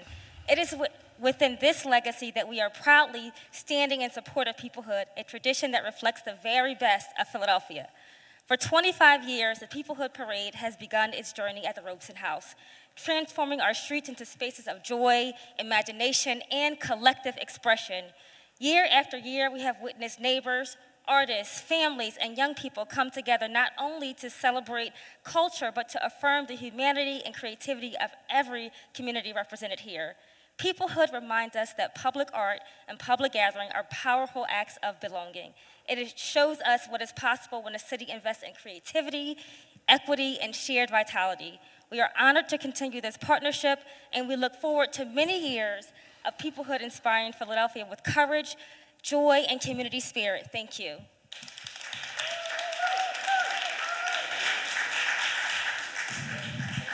Will Miracle Jones, Nakia Outland, Mr. Blackwell, Kelvin Zing, Paul Obona Hagans, Anthony Filbert, Julie Word Carnegie, Jock Lewis, Lori Wasselchuk, and Regina Smith. Please make your way to the podium. Hi, my name is Mallory Trainer, and on behalf of Access Matters, I want to express support for Councilmember Nina Ahmad's resolution designating May 2026 as Menstrual Health Awareness Month. Access Matters is a public health organization based in and serving Philadelphia with a focus on sexual and reproductive health. Since the 1970s, we have worked to ensure Philadelphians have access to high-quality, medically accurate sexual and reproductive health information and care. And a key part of that is reducing stigma around sexual and reproductive health and wellness-related topics, including menstrual health. In fact, a key part of one of our longstanding programs serving adolescents in Philadelphia, our Health Resource Center program, a program we are seeking city investment in for fiscal year 2027, provides youth with information on menstrual health and wellness and access to period products. As such, we applaud Councilmember Ahmad's introduction of this important resolution to recognize May as Menstrual Health Awareness Month, and her work, along with the work of the Reproductive Freedom Task Force, Councilmember Brooks, and others, to raise awareness around menstrual health. This resolution, coupled with the recent expansion of local anti-discrimination laws to explicitly cover menstruation, perimenopause, and menopause, help reduce stigma and prevent discrimination. Menstruation is a basic function of people's bodies. Menstrual health, the access to sanitary products, the freedom to take paid time off due to health conditions related to menstruation, is not just a health issue, but a human rights issue. This framework is supported by many esteemed organizations and associations, including the World Health Organization. Programs like the Health Resource Center and actions by local government, including this resolution and investments in key health education programs, are critical to stigma reduction. These initiatives help lay the groundwork for education, access to information, and support that reduces stigma associated with menstruation and other sexual and reproductive health topics. Access Matters is pleased to support this resolution, and we urge Council to support and adopt Councilmember Ahmad's resolution declaring May 2026 as Menstrual Health Awareness Month in Philadelphia. Thank you.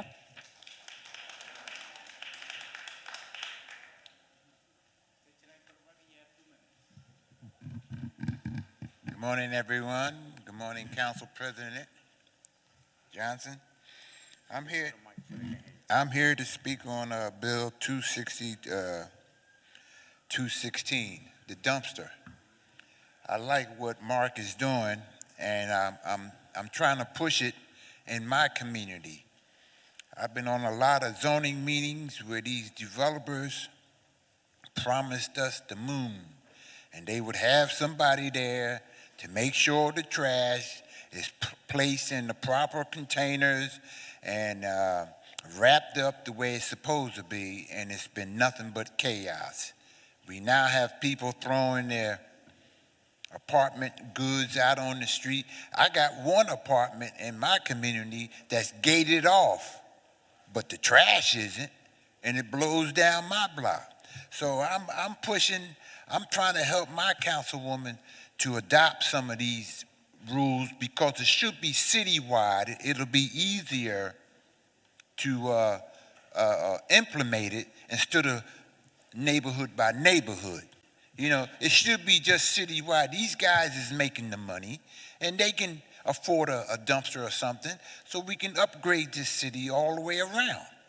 And I appreciate Gilmore Richardson and Mark Squilla for keeping this bill alive, and I'll be there for lunch, Mark. And anyway, I'll take a recess and step back and let somebody else have a chance to talk, because of my age, I can't remember everything.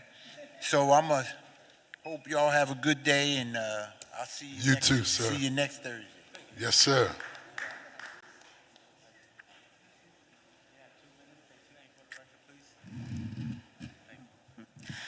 Hello, my name is Miracle Jones. I'm the Executive Director of the Abortion Liberation Fund of Pennsylvania, a nonprofit. Thank you. A nonprofit that protects and expands abortion access no matter a person's reason, income, zip code, or method. We strongly believe the need to respect bodily autonomy and reproductive justice rights, which includes policies and actions around menstruation, housing, education, in addition to awareness. Resolutions like the Philadelphia City Council Menstrual Health Awareness Month are so important to move away from the archaic ideas and uncomfortableness people have around discussing legislation around menstruation and sexual health. Menstruation not only impacts employment and education performance, but is also an overlooked and ignored indicator of reproductive health and function. We must remember from painful periods to endometriosis, ignorance around menstruation often forces people not only to suffer in silence, causing long-term issues with reproductive health and causing individuals to seek out abortion in their lifetimes. Menstruation care, like abortion care, is integral to not only ensuring reproductive and body autonomy, but also to ensure the ability to participate in society that is not obstructed. We know sanitary items are still taxed differently, and many institutions do not provide enough products, causing people to miss school, work, and necessary issues due to their cycles. It's also important to address the impacts of period poverty, which still impact people across Philadelphia every single day. And in that, we must not forget those who are incarcerated, who often lack the necessary amount of products needed when menstruating. We also must uplift our gender-expansive community members who have to navigate period poverty and transphobia while also trying to get care. So thank you so much. Thank you.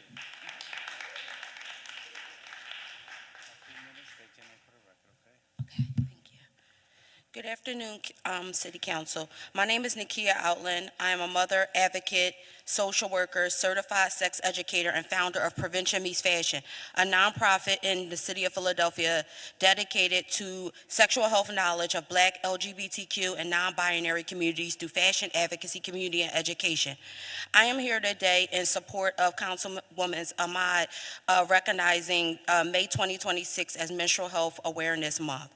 Menstrual health is a fundamental state of complete physical, mental, and social well-being in relation to the menstrual cycle, rather than simply the absence of disease.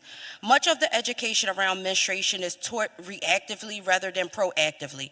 Menstruators are getting their periods younger and younger, and education must happen sooner rather than later. Additionally, advocacy work around menstruation focus on normalizing periods, but I urge you to think about the following today. How can we normalize periods when not all people that menstruate are included in the conversation around menstruation, i.e. disabled people, non-binary people, and trans men? Stigma and taboos still exist for many of us around menstruation around the world, not just in the U.S. For example, in 2024, 843 Indian women underwent unnecessary hysterectomy surgeries to remove their uteruses in order to perform labor work in the fields.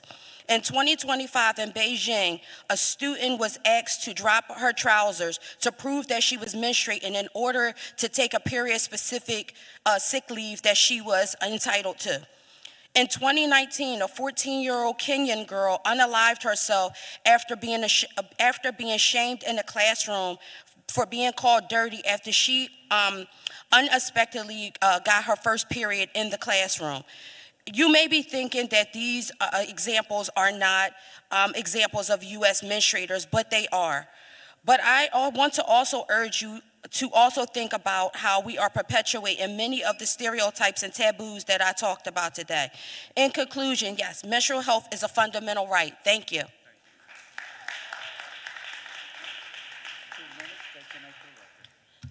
All right, thank you for having me to speak today. My name is Mr. Blackwell. How are you doing? All right, and a special thanks to Councilmember Landau for this opportunity today.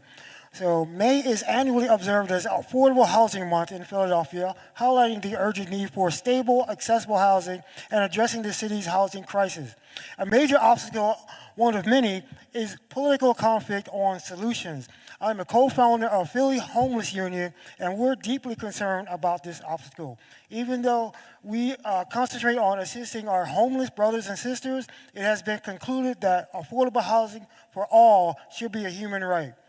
Other concerns include extreme rent burden, deteriorating housing stock, falling home ownership rates, inaccessible repair financing, and a supply gap in actual affordable housing. Okay, and then on a final note, Philly Homeless Union was actually born out of ACT UP, and I've been marshal on previous parades for Circle Q. So special shout out to you guys too. All right, thank you very much. Have a great afternoon.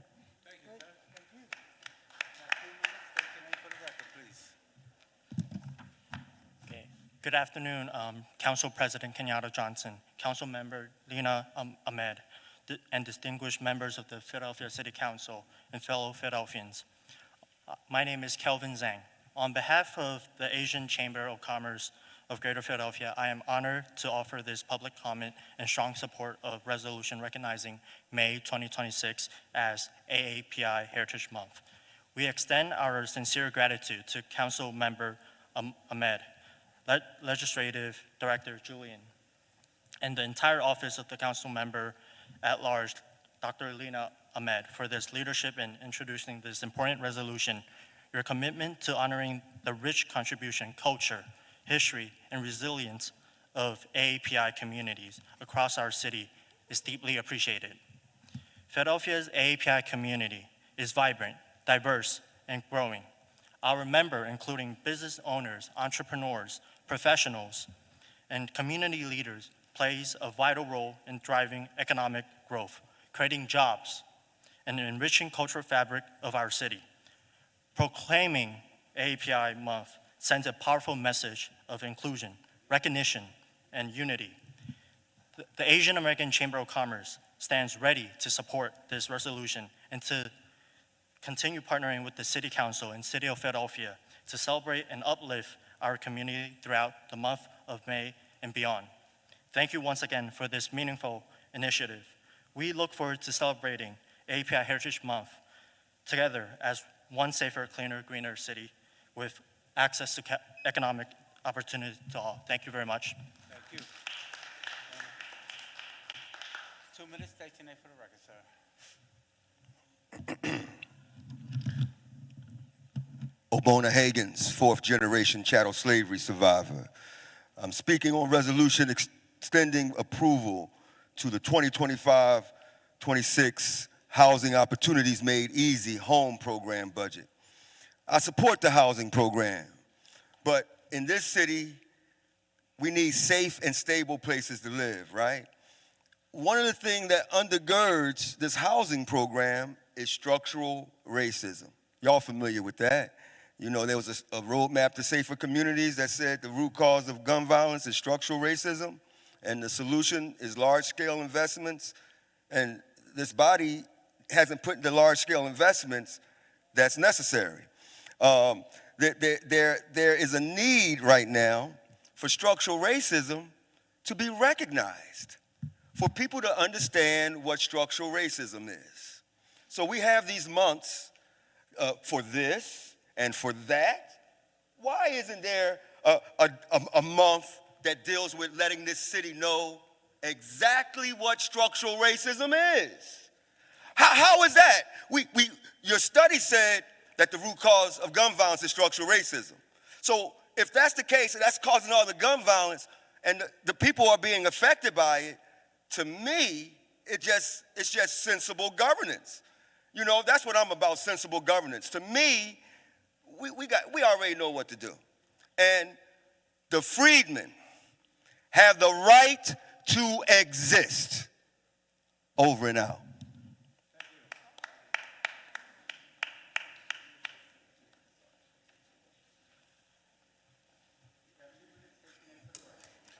Okay, please state your name for the record, sir. Good afternoon, City Council President. My name is Anthony Fullard. Glad to be here in City Council to really just to give thanks to a number of council people that represent that I have worked through the years. And I just want to take this time out to name a lot of them. First, of course, our champion up in the 8th District, Councilwoman Cindy Bass, Curtis Jones. I take my hat off to Councilwoman Ketsy, who works hard for her district and speaks very clear about where she's at about supporting development in her district. Jeff Young, worked with him. Councilwoman Jamie Gauthier, Councilwoman Gilmore, Councilman Harity, known him before he became a councilman, out there just working for the people. So I'm speaking here for town hall thanking Councilwoman Cindy Bass for supporting this development. We are now ready to proceed with this development. We are in support of the community, of whatever their concerns are. We go before the committee, we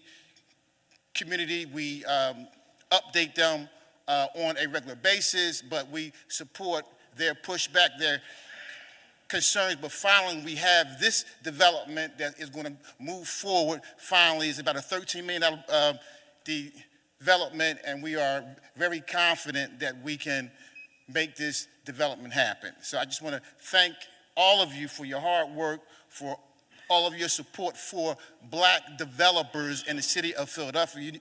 You guys know my track record. I've been out here for a long time fighting for African American businesses in the city of Philadelphia. Keep up the great work. I appreciate it. Thank you. Oh, without my glasses, I can see farther now. Eye surgery, that's good for me. Anyhow, good afternoon, Council President, Council members, and those who are assembled here. In the city of Philadelphia, there is someone whom we don't often speak of. I dedicate myself to John Adams, a man who believed that everyone should get paid the wage. Thank you. So anyhow, in regards to Council President and Council Member Gautier, thank you very much for Resolution 260437, extending the approval of the 2025-2026 housing opportunities made easy. Acronyms HOME. I know that as a council assembly, you all work very hard, and I know that you all have been to the drawing board so many times in regards to this, and that's because of the current administration. We in Philadelphia, because I've heard it more than once, I can speak for we the people, know this to be the fact. Thank you very much. Oh, and I suggest that you use and circulate the John Adams coin, and how about a John Adams stamp, so people will then get the message. Free labor, free people, freed men and women. Thank you.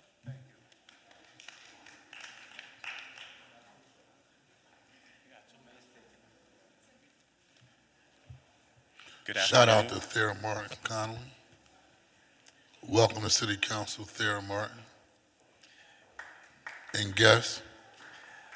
Good afternoon, City Council. Good afternoon, Council President. My name is Jacques Louis, representing the Allegheny West Foundation, and I am going to defer my time to Thera Martin.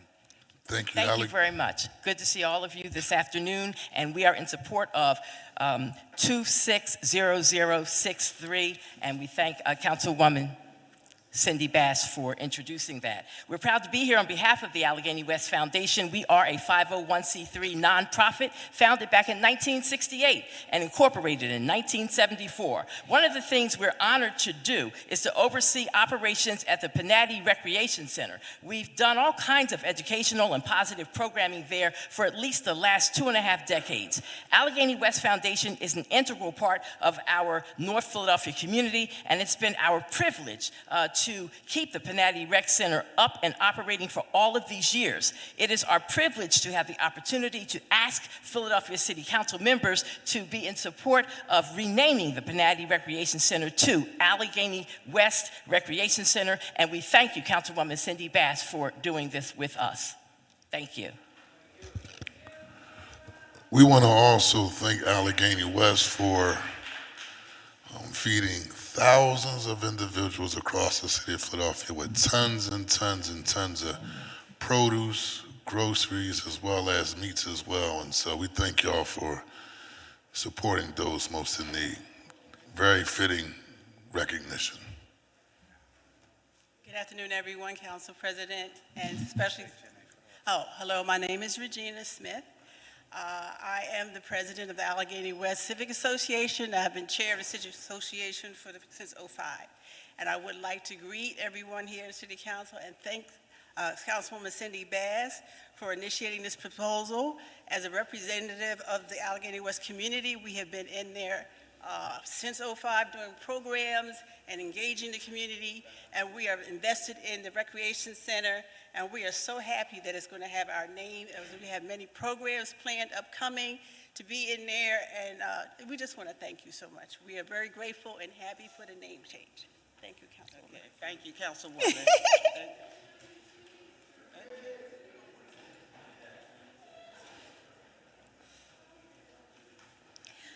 Hello, my name is Lori Wasselchuk, and I am a proud member of the Board of Trustees of Spiral Q. And I want to thank the council member Landau and this body for honoring the 25-year legacy of the Peoplehood Parade. Impossible colors in impossible times. I was so struck by that beautiful poem by one of our founding members, Matt. Peoplehood Parade is a space and time for everyone. It is a day when we express our hopes, our resistance, and our creative souls. Peoplehood Parade is radical acceptance, radical love, and is one of the most beautiful expressions of our humanity I have ever experienced. It is an expression of our solidarity with one another and our shared responsibility for all things that we share on this planet. Last year, there were 3 glowing white egrets with wingspans 20 feet wide, made of paper, operated by 3 humans. It was a sight that I couldn't even prepare myself for, floating through the bowl at Clark Park. Y'all, it was amazing. And I want to just congratulate Liza, who is our master puppet maker. Can you please stand, Liza, for the beautiful work you do? Jennifer Turnbull leads the parade, and I've never seen anybody so inexhaustible in my entire life. I would like to just have Jennifer Turnbull stand up and say hi. If you haven't experienced the Peoplehood Parade, I want to invite you all to come to our next one, Saturday, November 7th. We start at Paul Robeson House, one of our longtime partners, at 1 p.m., and we end at Clark Park for an amazing pageant. We are the people, we are the dream. Council President, this concludes our listing for the public comment today. Thank you very much. That concludes today's public comment period. Before moving on to the calendar, I would like to acknowledge Councilmember Catherine Gilmore Richardson for a motion to consider additional communications. Thank you, Mr. President. I move that the rules of council be suspended as to permit consideration of an additional communication at this time. It has been moved and properly seconded that the rules of council be suspended to permit consideration of an additional communication at this time. All those in favor will signify by saying aye. Anyone opposed? The ayes have it, and the motion passes. The clerk will please read any additional communications that she has in her possession. To the President and members of the Council of the City of Philadelphia, I am pleased to advise you that on May 7th, 2026, I signed the following bills which were passed by Council at its session on April 30th, 2026. Bill number 260213, 260214, and 260215. And that also on May 7th, I signed the following bills which were passed by Council at its session on April 23rd, 2026. Bill number 250329-AA, 250330-AA, 260056, 260057, 260058, 260059, 260061, and 260062. Bill number 260060 was returned unsigned. There are no further additional communications, Council President. Thank you very much. We will now return to the regular order of business. We will now consider the resolutions on the final passage calendar. Would the clerk please read the title of resolution number 260436?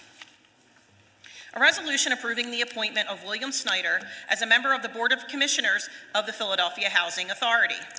Chair recognizes Councilmember Catherine Gilmore Richardson for a motion regarding resolution number 260436.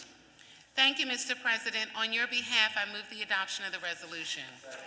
It has been moved and properly seconded that resolution number 260436 be adopted. All those in favor of the motion will signify by saying aye. Anyone opposed? The ayes have it. The motion carries. The resolution is adopted. Would the clerk please read the title of resolution number 260437? A resolution extending approval of the 2025 through 2026 Housing Opportunities Made Easy Home Program Annual Program Statement and Budget, which addresses expenditures by various agencies in the first year of the home program to constitute approval of spending in fiscal year 2027 pursuant to the same program statement and budget. Chair recognizes Councilmember Catherine Gilmore. Chair recognizes Councilmember Jamie Gautier for a motion regarding resolution number 260437. Thank you, Council President. On your behalf, I move for the adoption of the resolution. It has been moved and properly seconded that the resolution be adopted. Resolution number 260437. All those in favor signify by saying aye. Anyone opposed? The ayes have it. The motion carries. The resolution is adopted. Would the clerk please read the title of resolution number 260447? A resolution approving the reappointment of Abby Hozefsky to the Philadelphia Water, Sewer, and Storm Water Rate Board. The chair recognizes Councilmember Catherine Gilmore Richardson for a motion on behalf of Councilman Mike Driscoll on resolution number 260447. Thank you, Mr. President. On behalf of Councilmember Driscoll, I move the adoption of the resolution. It has been moved and properly seconded. The resolution number 260447 be adopted. All those in favor of the motion will signify by saying aye. Anyone opposed? The ayes have it. The motion carries. The resolution is adopted. Would the clerk please read the title of resolution number 260448? A resolution also renaming the corner of E. Collum Street and Wakefield Street Herbert Drum Birch Way to honor and recognize the life, service, and enduring legacy of Herbert Drum Birch, a devoted community activist, veteran, healthcare professional, and political leader in the city of Philadelphia. The chair recognizes Councilmember Cindy Bass for a motion regarding resolution number 260448. Thank you, Mr. President. I move for the adoption of the resolution. It has been moved and properly seconded that resolution number 260448 be adopted. All those in favor of the motion will signify by saying aye. Anyone opposed? The ayes have it. The motion carries. The resolution is adopted. We will now consider today's bill on the consent agenda. I will ask the clerk to read the titles of all the bills on the consent agenda. After each title is read, any member may object to the inclusion of the bill on the consent agenda. Upon such an objection and without debate, the bill will be immediately removed from the consent agenda and placed on our regular second reading and final passage calendars. The clerk will now read the titles of the bills on the consent agenda. Before you read the titles of the bills on the consent agenda, the chair recognizes Councilmember Mark Squilla. Would you like to be recorded as aye on all resolutions? Yes, Mr. President, thank you. Thank you very much. Chief Clerk, could you now please read all of the bills on the consent agenda? Bill number 250806, an ordinance authorizing encroachments in the nature of a sidewalk cafe in the vicinity of 1811 Fairmount Avenue, Philadelphia, PA 19130 under certain terms and conditions. Bill number 250836, an ordinance authorizing encroachments in the nature of a sidewalk cafe in the vicinity of 1444 Frankfurt Avenue, Philadelphia, PA under certain terms and conditions. Bill number 250918, an ordinance authorizing encroachments in the nature of a sidewalk cafe in the vicinity of 161 West Girard Avenue, Philadelphia, PA 19122 under certain terms and conditions. Bill number 251067, an ordinance authorizing real estate transactions by the Commissioner of Public Property, the Philadelphia Redevelopment Authority, and the Philadelphia Land Bank necessary to permit the City of Philadelphia to acquire property bounded by Island Avenue, Elmwood Avenue, South 77th Street, Buste Avenue, South 78th Street, Cobbs Creek Waterway, the vacated section of South 75th, and the former Grays Ferry Avenue, including property known as Chabadi Recreation Center, all under certain terms and conditions. Bill number 251100, an ordinance authorizing the Commissioner of Public Property on behalf of the City of Philadelphia to enter into an amendment to a sublease agreement with the Philadelphia Municipal Authority for use by the city of all or a portion of the premises located at 1600 through 26 John F. Kennedy Boulevard under certain terms and conditions. Bill number 260026, an ordinance amending Section 12-701 of the Philadelphia Code entitled Designation of Bicycle Lanes to authorize a bicycle lane and removal of parking on Columbia Avenue under certain terms and conditions. Bill number 260063, an ordinance renaming and designating the properly commonly referred to as Panati Playground located at 3100 North 22nd Street to the Allegheny West Recreation Center in recognition of the community and neighborhood that it serves. Bill number 260216, an ordinance authorizing the installation, ownership, and maintenance of a dumpster encroachment in the vicinity of 509 through 19 Vine Street, Philadelphia, PA 19106, under certain terms and conditions.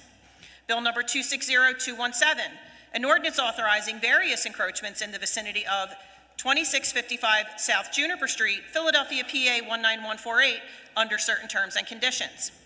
Bill number 260240, an ordinance removing the parking lane and prohibiting stopping on the south side of Cinnaminson Street from Mitchell Street to Peachin Street. Bill number 260242, an ordinance authorizing the Commissioner of Public Property to execute and deliver a deed to the Philadelphia Authority for Industrial Development, conveying fee simple title to a certain tract of city-owned land with buildings and improvements situated on 5928 through 30 Germantown Avenue in the 8th Councilmatic District of the City of Philadelphia.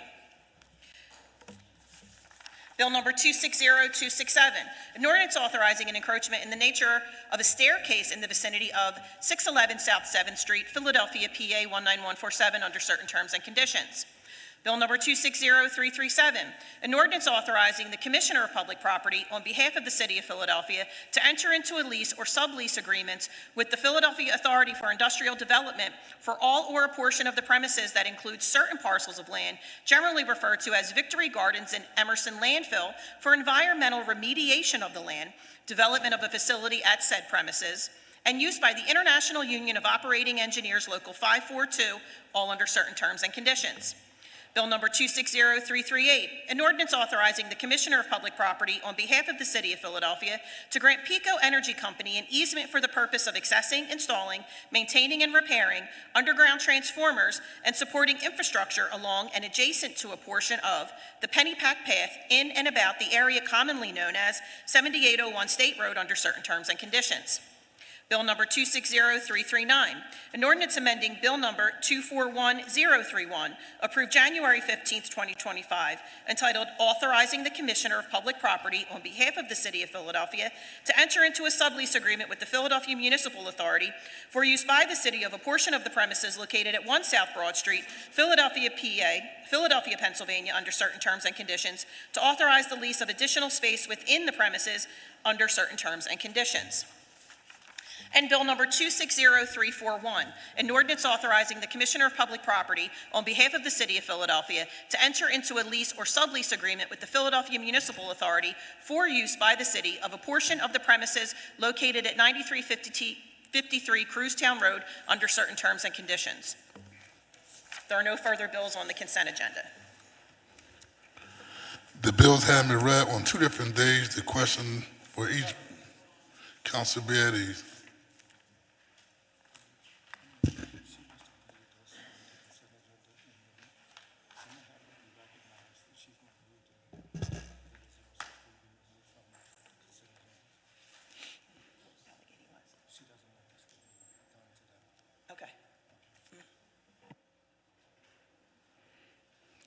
Council will resume.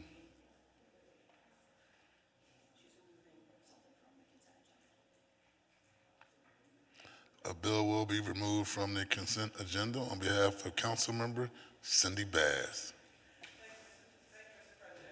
I make a motion that bill number 260063 be removed from the consent agenda. All those in favor of the bill being removed from the consent agenda signify by saying aye. Aye. Anyone opposed? The ayes have it, and the bill, can you recite the bill number specifically, Chief Clerk? Bill number 260063. Will be removed from the consent agenda.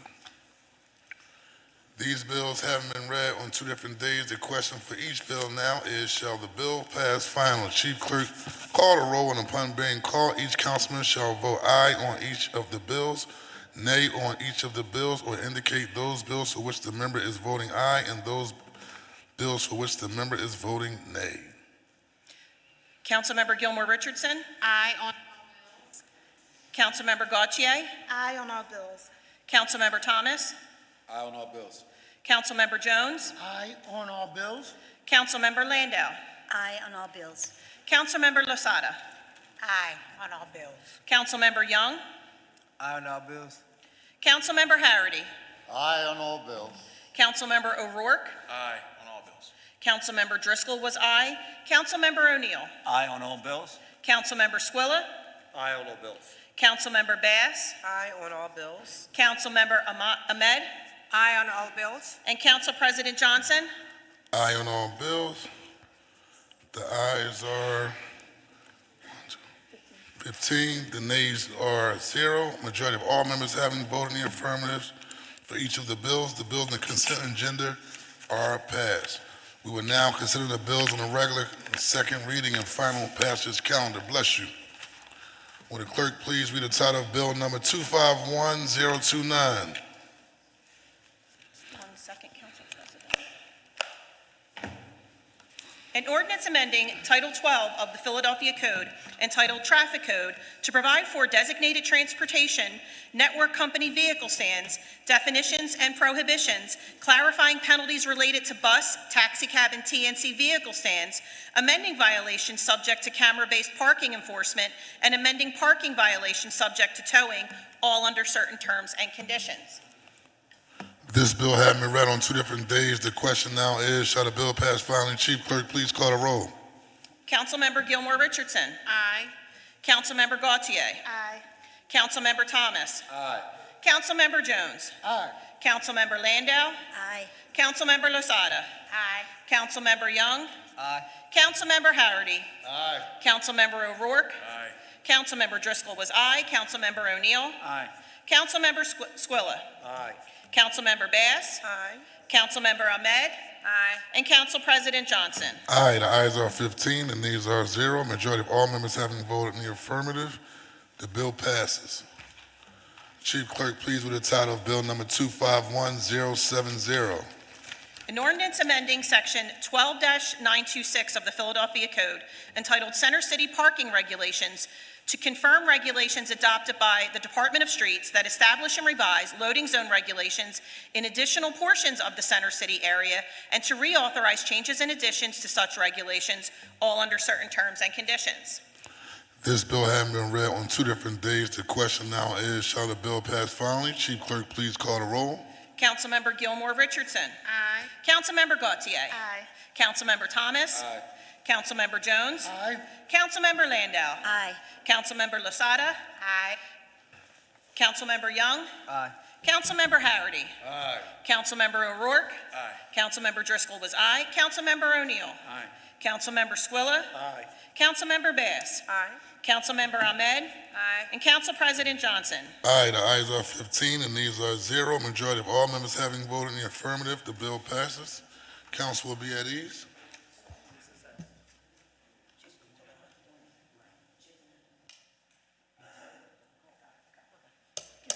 Council will resume. Will the clerk please read the title of bill number 260134? An ordinance amending Chapter 12-923 of the Philadelphia Code entitled Smart Loading Zones, authorizing the Philadelphia Parking Authority to install smart loading zones in the area of Center City, bounded by Spring Garden Street, Bainbridge Street, the Schuylkill River, and the Delaware River, for the purpose of improving the appropriate use of loading zones and reducing traffic congestions, all under certain terms and conditions. This bill having been read on 2 different days, the question now is, shall the bill pass finally? Chief Clerk, please call the roll. Councilmember Gilmore Richardson. Aye. Councilmember Gautier. Aye. Councilmember Thomas. Aye. Councilmember Jones. Aye. Councilmember Landau. Aye. Councilmember Losada. Aye. Councilmember Young. Councilmember Harity. Aye. Councilmember O'Rourke. Aye. Councilmember Driscoll was aye. Councilmember O'Neill. Aye. Councilmember Squilla. Aye. Councilmember Bass. Aye. Councilmember Ahmed. Aye. And Council President Johnson? Aye, the ayes are 15 and nays are 0. Majority of all members having voted in the affirmative, the bill passes. Will the clerk please read the title of bill number 260265? An ordinance amending Title 12 of the Philadelphia Code entitled Traffic Code to amend certain requirements applicable to buses in areas designated for use by buses, including applicable penalties, all under certain terms and conditions. This bill having been read on 2 different days, the question now is, shall the bill pass finally? Chief Clerk, please call the roll. Councilmember Gilmore Richardson? Aye. Councilmember Gautier? Aye. Councilmember Thomas? Aye. Councilmember Jones? Aye. Councilmember Landau? Aye. Councilmember Losada? Aye. Councilmember Young? Aye. Councilmember Harity? Aye. Councilmember O'Rourke? Aye. Councilmember Driscoll was aye. Councilmember O'Neill? Aye. Councilmember Squilla? Aye. Councilmember Bass? Aye. Councilmember Ahmed? Aye. Council President Johnson? Aye, the ayes are 15, the nays are 0. Majority of all members having voted in the affirmative, the bill passes. Chief Clerk, please read the title of bill number 260266. An ordinance authorizing the procurement commissioner to enter into agreements to purchase electricity, natural gas, and motor fuel by the city in the city facilities and vehicles, including agreements that obligate payment for delivery of such energy supplies in future fiscal years, all under certain terms and conditions. This bill having been read on 2 different days, the question now is, shall the bill pass finally? Chief Clerk, please call the roll. Councilmember Gilmore Richardson? Aye. Councilmember Gautier? Aye. Councilmember Thomas? Councilmember Jones? Aye. Councilmember Landau? Aye. Councilmember Losada? Aye. Councilmember Young? Aye. Councilmember Harity? Aye. Councilmember O'Rourke? Aye. Councilmember Driscoll was aye. Councilmember O'Neill? Aye. Councilmember Squilla? Aye. Councilmember Bass? Aye. Councilmember Ahmed? Aye. And Council President Johnson? Aye, the ayes are 15, the nays are 0. Majority of all members having voted in the affirmative, the bill passes. We will now consider privileged resolutions. Will the Chief Clerk please read any additional resolutions on today's calendar? A privileged resolution recognizing, honoring, congratulating the National Pan-Hellenic Council on its 96th Founders Day and declaring May 10th, 2026 as National Pan-Hellenic Council Day in the city of Philadelphia, introduced by Councilmember Gilmore Richardson. The chair recognizes Majority Leader Kathleen Gilmore Richardson for a motion on the resolution. Thank you, Mr. President. I move for the adoption of the resolution. It has been moved and properly seconded that the resolution be adopted. All those in favor will signify by saying aye. Aye. Anyone opposed? The ayes have it, and the resolution is adopted. Chief Clerk, please read the title of the next resolution. A privileged resolution recognizing and honoring the Sustainable Business Network of Greater Philadelphia, SBN, on its 25th anniversary for its outstanding leadership in advancing a just, green, and thriving local economy, and for its enduring commitment to the independent businesses and communities that make Philadelphia thrive, introduced by Councilmember Gautier. The chair recognizes Councilmember Gautier for a motion on the resolution. Thank you, Council President. I move for the adoption of the resolution. It has been moved and properly seconded that the resolution be adopted. All those in favor will signify by saying aye.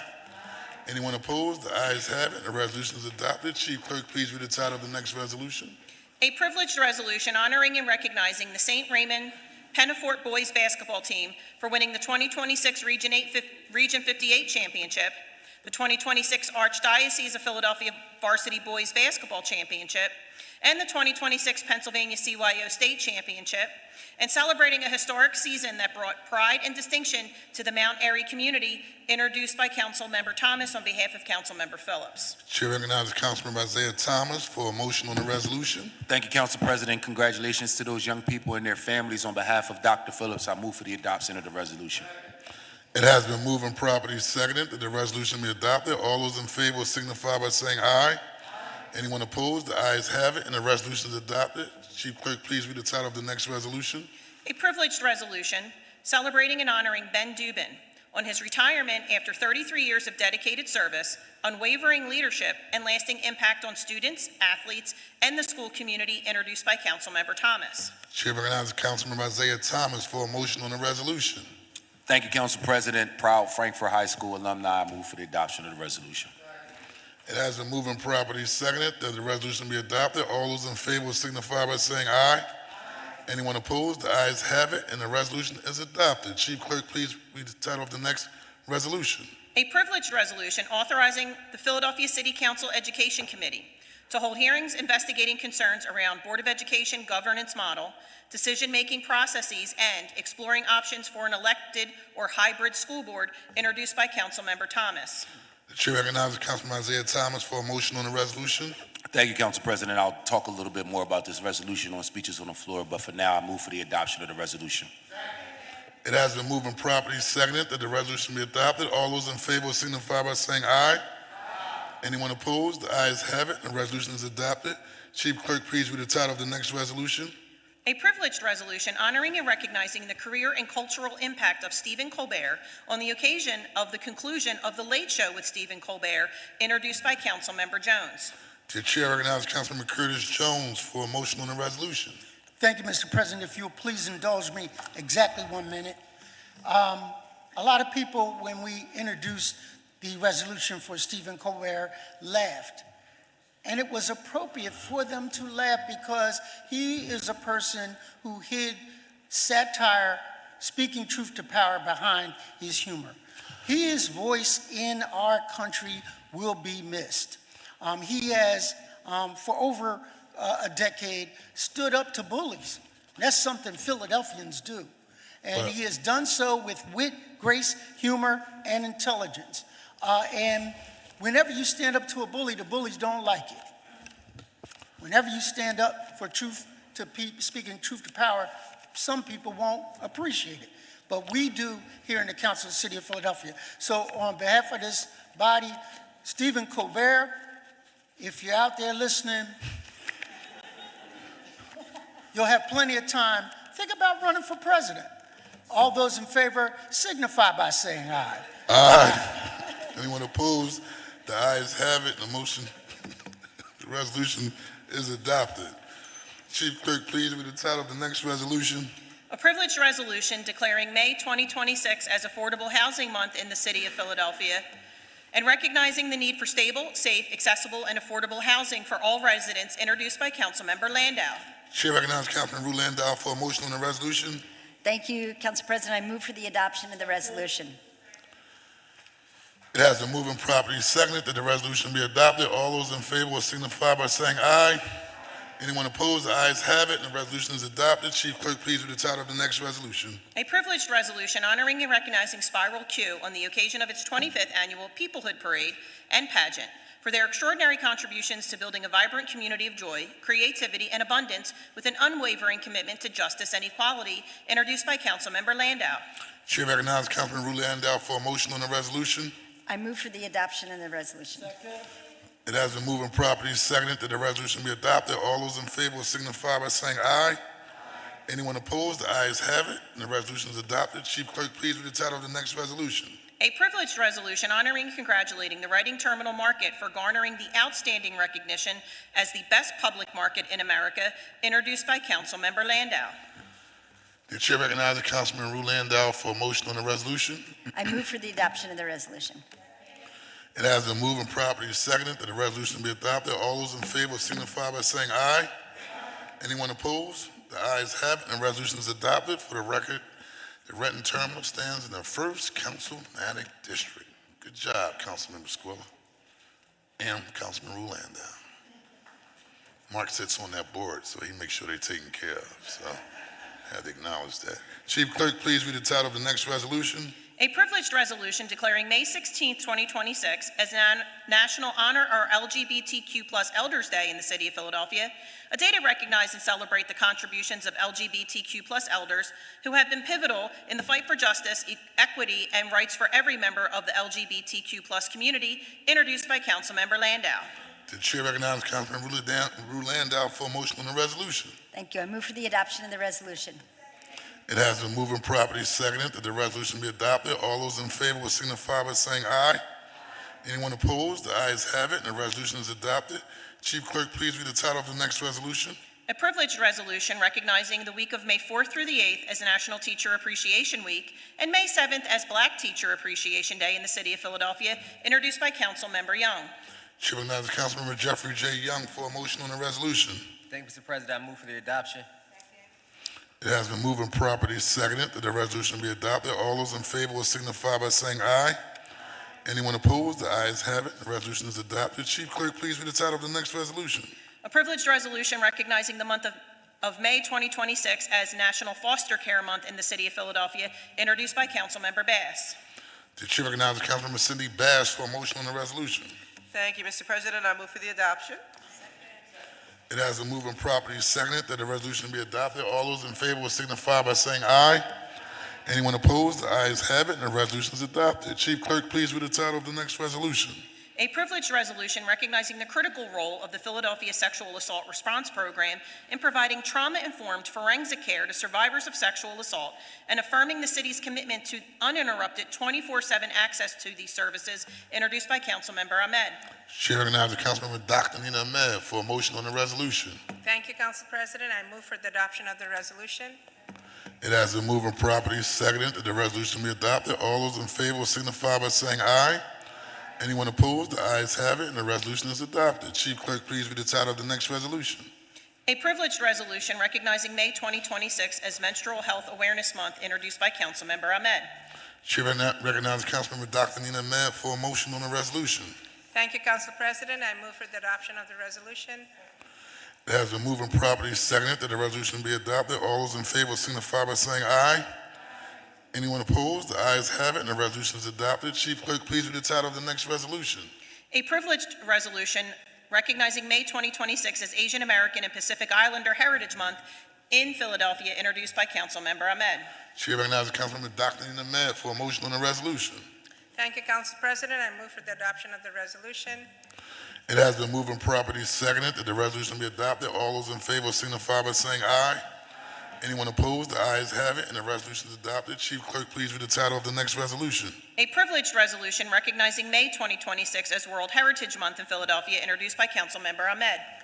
Chair recognizes Councilmember Dr. Nina Ahmed for a motion on the resolution. Thank you, Council President. I move for the adoption of the resolution. It has been moved and properly seconded that the resolution be adopted. All those in favor will signify by saying aye. Anyone opposed? The ayes have it, and the resolution is adopted. Chief Clerk, please read the title of the next resolution. Council President, there are no further resolutions in my possession. That completes the calendar for today.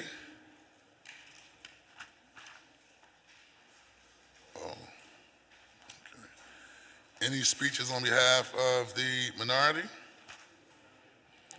Any speeches on behalf of the majority? Chair recognizes Councilmember Dr. Nina Ahmed. Thank you, Council President, and good afternoon, I think, everybody. As the Council's first South Asian Council member, I'm proud to recognize May 2026 as Asian American and Pacific Islander Heritage Month in Philadelphia. As part of this month, I'd like to acknowledge Kelvin Zeng from the Asian American Chamber of Commerce, who was in the chambers today and spoke and testified. I'm also joining the South Asian American Digital Archive, SADA, to host a film screening and panel discussion centered on blockade, a documentary by Arif Yusuf. The event will highlight Philadelphia activists, unions, Quakers, and immigrant communities' role in supporting Bangladesh's fight for independence in 1971 through nonviolent resistance, labor solidarity, and grassroots organizing. And May 2026 is also World Heritage Month. Just yesterday, I attended an event with the Global Philadelphia Association to celebrate the unveiling of a mini mural highlighting the United Nations Sustainable Development Goals and Philadelphia's work to achieve them. And we heard from Zabet Tilak Singh from GPA today, who was in the chambers earlier. And as the city's first Immigrant Council member, I am grateful to Philadelphia for being my home and for embracing me as one of its own. And this month, we also recognize Menstrual Health Awareness Month. I'd like to recognize Mallory Traynor from Access Matter, Nakaya Outland from Prevention Meets Fashion, and Miracle Jones from Abortion Liberation Fund in chambers today. And as a council member, I passed legislation for workplace protection for those who experience menstruation, perimenopause, and menopause. and no one should be discriminated against because of their biological needs. Today, I passed a resolution recognizing PSARC and its critical role in providing trauma-informed forensic care to survivors of sexual assault. This is also a statement of my commitment to seeing PSARC fully funded so they can continue to provide uninterrupted 24/7 access to these services. And before I wrap up, I just want to again highlight the horrible decision by the school board to move forward with the facilities plan last week. With Lankanaw still on the list of the 17 schools to be closed, I am disappointed with the leaders of our school district and will continue to fight on behalf of our students impacted by this decision. I want to recognize a previous speaker during public testimony from Lankanaw, teacher Joe Hoffmeyer, who actually just received a Lindback Award. And I just want to point out, we have very talented faculty. Many of those Lindback Awards came from went to schools who were being closed, and it underscores that we really need to rethink and reevaluate what is going on with the school closures. And lastly, I'd like to take a moment to congratulate a member of my staff, Grace Savage. Grace recently, in fact today, is receiving her master's in public policy from Temple University. Go Owls, and I'm so proud of her and grateful to have such a dedicated and educated staff. With that, I yield my time. Thank you, Council President. Thank you very much. Chair recognizes Councilman Rulanda. Thank you, Council President. I first want to start by thanking the incredible work of Spiral Q, who will join us for a resolution celebration after council today. I introduced this resolution also with Councilmember Gaudier. At a time when so many headlines feel heavy and when hope can feel fleeting, art like that of Spiral Q continues to shine, reminding all of us of our collective power and our capacity to imagine something better. So we welcome all council members and staff to join us in Conversation Hall on the second floor after council at 1:30 for a photo. They have puppets there. It is going to be very fun. Today, I also introduced a resolution alongside Councilmember Squilla honoring and congratulating the Reading Terminal Market for garnering the outstanding recognition as the best public market in America. I don't think anyone here is a stranger to Reading Terminal. I'm certainly a fan of them, especially all the vegan and vegetarian options, Council President. But it's also an important piece of Philadelphia history, culture, and community. And big secret, because I was only there last week, they now have an Ethiopian food stand too, which is going to be wonderful. I'm also excited to kick off May by introducing a resolution declaring May 2026 as Affordable Housing Month in the city of Philadelphia and recognizing the need for stable, safe, accessible, and affordable housing for all residents. Since my time as an attorney at CLS, I've always heard from my clients and constituents around the city that access to a stable housing situation that is affordable could be the key to keeping a job, caring for their loved ones, or just making it through the days, knowing that at least they had a safe place to go home to. I know we council members have been able to make some waves since we started with my move-in affordability plan, Councilman O'Rourke's Safe and Healthy Homes Act, and the home plan, which we all supported. I worked specifically on that with Councilmember Gaudier and many more, but there are just steps towards a larger goal of making Philadelphia stable, vibrant, equitable, and affordable communities around the city. I also introduced a resolution declaring next Saturday, May 16th, as National Honor Our LGBTQ Elders Day in the city of Philadelphia, a day to recognize and celebrate the contributions of LGBTQ+ elders who've been pivotal in the fight for justice, equity, and rights for every member of the community. Our queer community elders' bravery and activism blazed a trail for LGBTQ youth in the years following then. Many of them did not even expect to be alive at this point. I know I wouldn't be the first LGBTQ council member here in Philadelphia, council member here, if it wasn't for the likes of Ethel Allen, John Anderson, and many supporters and whatnot. But Gloria Caceres and Michael Hinson.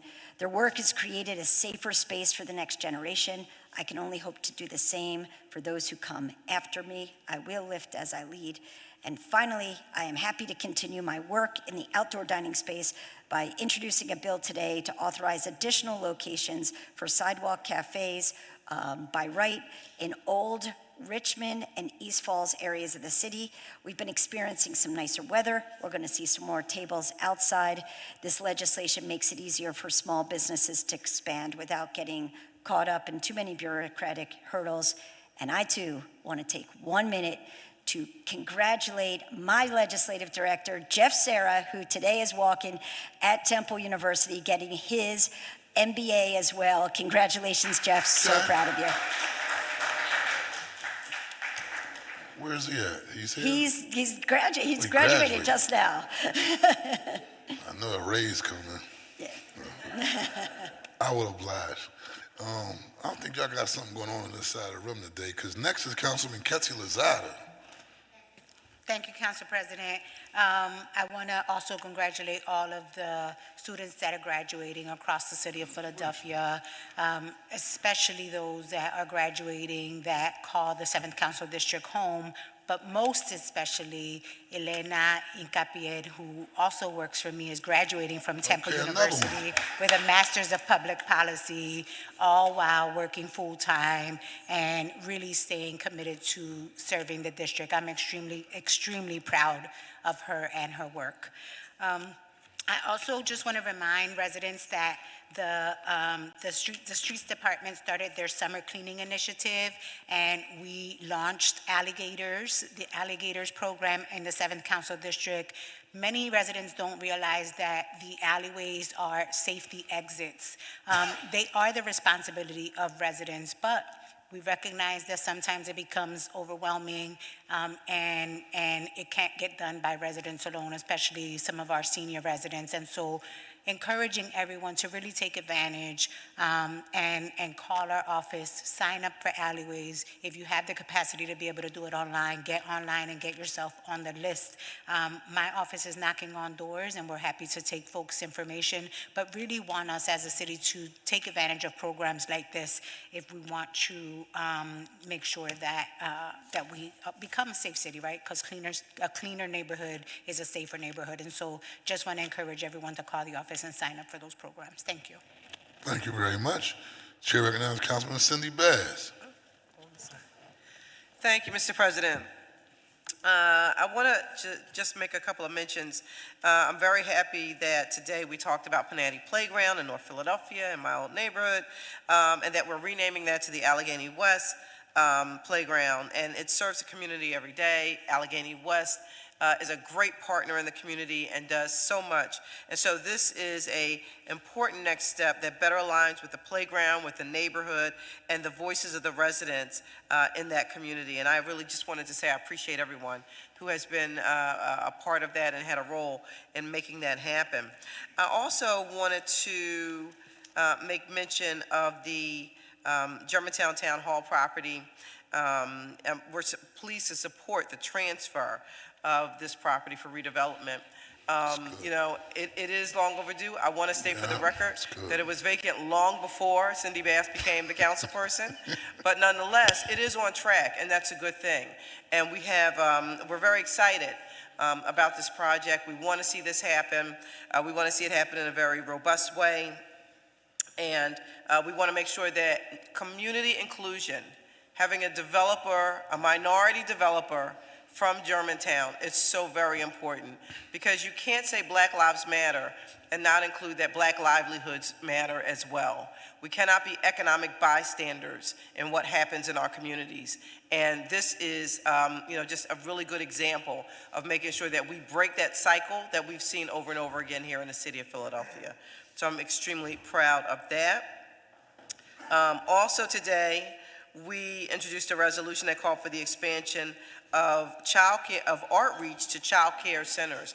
Outreach is a program that allows individuals who are low income to get access to places like the Philadelphia Museum of Art and other locations, cultural institutions that might be unaffordable, for about $2 for a ticket.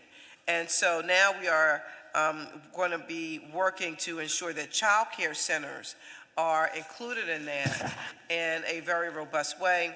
We're planning a coordinated outreach effort by contacting all child care centers in the 8th District and informing them about a membership to this program. We will be working with these centers to overcome structural and financial hurdles to make sure that we increase access throughout our city, again, for our daycares located in areas that are often low income, and folks might have parents who might not be able to take them to these institutions. So we're very excited about that. We also introduced a bill today banning foie gras, and the reason is simple. Philadelphians should not profit from a product made through the cruel force feeding of animals for a luxury market. It's a narrow, inhumane, warning first bill that reflects our city's values without disrupting everyday food access or neighborhood businesses. Foie gras is a niche product served in fewer than 20 restaurants citywide, and humane alternatives already exist. This legislation simply says that cruelty should not be a part of commerce in Philadelphia, and I look forward to talking to stakeholders in the coming weeks. And last but not least, we also recognize May as National Foster Care Month in Philadelphia. And as we get ready for Mother's Day, I'm excited to say that I will be spending Mother's Day with my mother this year. And it's never too late after 55 years of being apart. It is never too late for us to have this wonderful Mother's Day together. I'm looking forward to that. Thank you, Mr. President.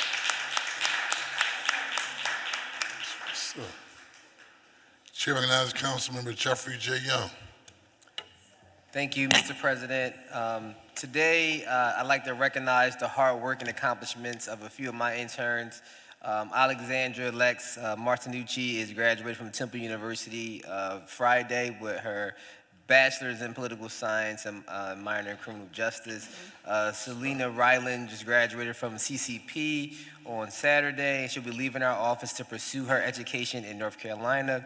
And Johannes Baumgartel has been an intern in our office throughout the spring, the fall and spring. Has been a tremendous asset. He's already a college graduate, so if y'all know someone who's hiring, please, bro.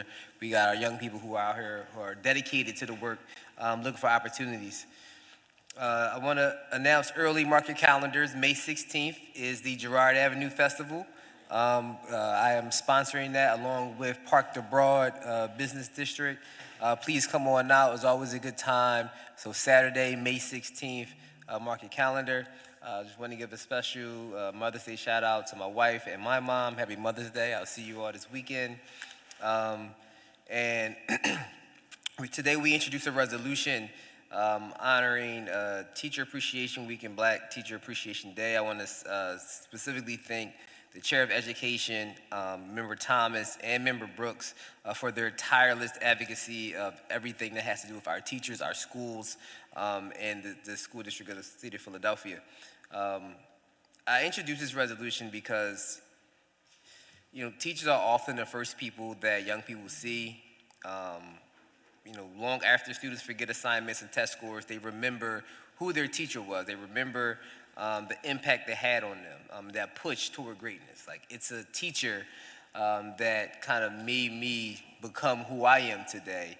I was thinking about studying something else, but the way he taught made me want to study political science.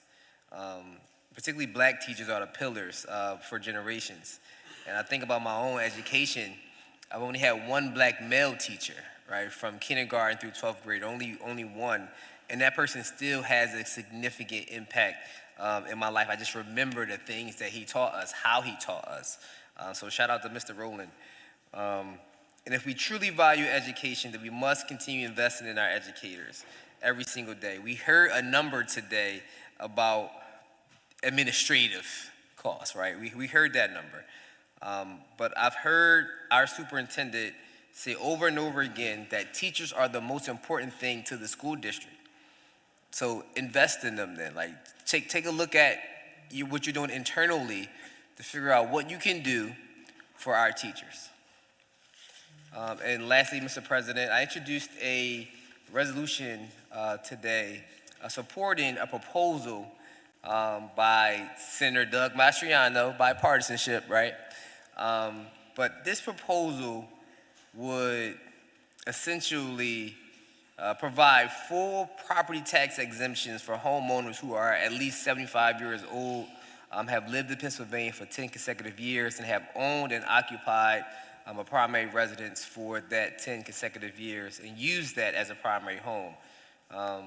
Rising property taxes place a serious burden on our seniors living on fixed income or with limited income and threaten their ability to remain in their homes. The proposal will allow a surviving spouse to also continue to receive the exemption and would include, of course, things like annual verifications, repayment requirements, and penalties. But it was named after a gentleman, Sam Worley, who was a World War II veteran who continued to pay taxes into his 100th year of life. Right? He's paying property taxes, and that just symbolizes the need to protect our seniors who've already given a lifetime of service. Pennsylvania's existing property tax relief programs provide important but not fully eliminate the burden. Particularly, we have programs like our senior tax freeze, which is a great program for our low-income seniors. But I get a lot of seniors in my district who are retired teachers, retired city workers, who their income is just above the senior tax freeze, but they will never receive another dime of income in their life, right? But their taxes keep going up every year. So I think it's important, to support, those seniors.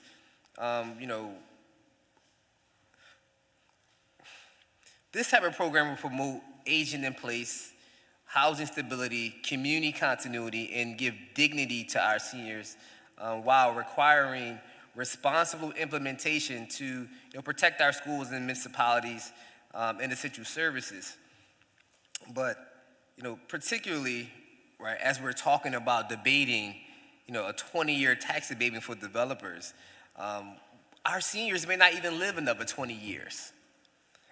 So this legislation helps preserve that generational wealth that we often talk about here in City Council. So, although it hasn't even been proposed yet or circulated yet, this is just an idea of Senator Doug Mastriano. I think that this is something that is very important to the citizens of the city of Philadelphia, particularly our seniors who have worked a lifetime to build this city to what it is. And I look forward to continuing to support our seniors in any way possible because they have paved the way for us to be here. So thank you, Mr. President. Thank you very much. Chair recognizes Councilwoman Jamie Gauthier. Thank you, Council President.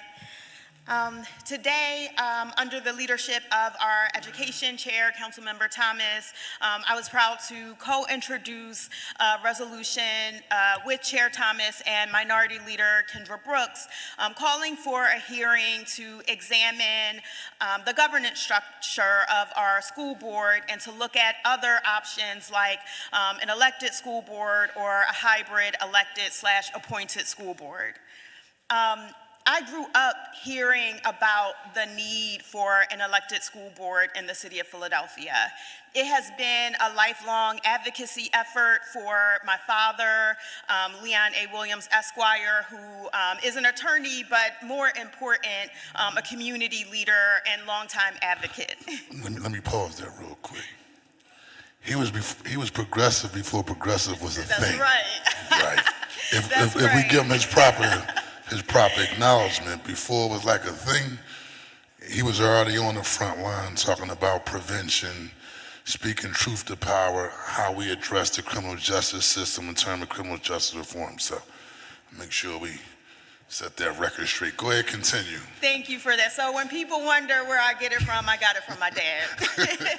And so, my father has advocated for an elected school board in Philadelphia for as long as I can remember. And as a girl, I would hear him talk about how Philadelphia is the only municipality in the state of Pennsylvania that does not have an elected school board, and I will hear him talk about how disenfranchising that is specifically for Black people in a majority person of color city, to not have the ability to weigh in on the governance of their schools. And I always believed in this worldview of my father's, but I don't think I understood how important it was until last Thursday, when I saw our appointed school board after months of advocacy from community members, from elected officials, and I mean people begging the school board and the school district to not close their schools, people staying at school board meetings that sometimes ended well after midnight. After months of this, I watched our local appointed school board look at a room of folks still begging and protesting and advocating for their neighborhood schools. Pay no mind to the cries of what feels like the whole city, pay no mind to the advocacy of most of the political leadership in Philadelphia, and go into a private room, start a virtual meeting, and vote to close 17 schools in the city of Philadelphia. It was then that I understood in real time why we need an elected school board. And I say this as someone who I helped to set up our the first local school board. In 2016, then Mayor Kinney asked me to be on the nominating panel for the local school board. And that's actually where I met Minority Leader Brooks. We both served on the nominating panel. We both helped to nominate the first members that sat on our local school board. And that was such a moment of pride for me, because I thought, surely people who represent our city, even on an appointed school board, would represent the interests of our city and people in our communities. But after last Thursday, I question, we could have still had the SRC. If we were going to have folks sit on our local school board, ignore the cries of the community to close 17 schools against the wishes of what feels like the whole city, we could have stayed within SRC. If we were going to have a school board regurgitate the same school closure plans that we've seen again and again and again, the most recent being the 2013 plan, we could have stayed with the SRC. And so I think we have to take a look at this governance structure to ensure that it really reflects the needs and the desires of the people. I also want to just shine some light on this whole process, because I think people, they saw that meeting and they saw the frustration and the anger, but they may not realize that that meeting and that vote was the final slight, or the latest slight, I'll say, in a process that never really heard people, whether we're talking about community folks or elected officials. So the frustration you saw in that room was about a process that never was a good faith effort to include people from our communities in this really important process. And I know that some folks, they don't understand the frustration they saw, namely the Inquirer editorial board, who compared our protest to keep schools open in our communities to elected officials committing federal crimes. So I want to shine some light on people who may not understand just what was going on. The first time that City Council saw the closure list, it was in a meeting set up by, I believe, facilitated by you, Council President, and our education chair, that included only council members and Dr. Watlington and a few of his executive team. And we're in this meeting. It's a 2-hour meeting where Dr. Watlington is employing what I would like to call the run the clock strategy. So in this 2-hour meeting, Dr. Watlington talked for most of the meeting about kind of the overall state of the school district, starting from slavery times, right? And how we go from slavery to the state of public education today.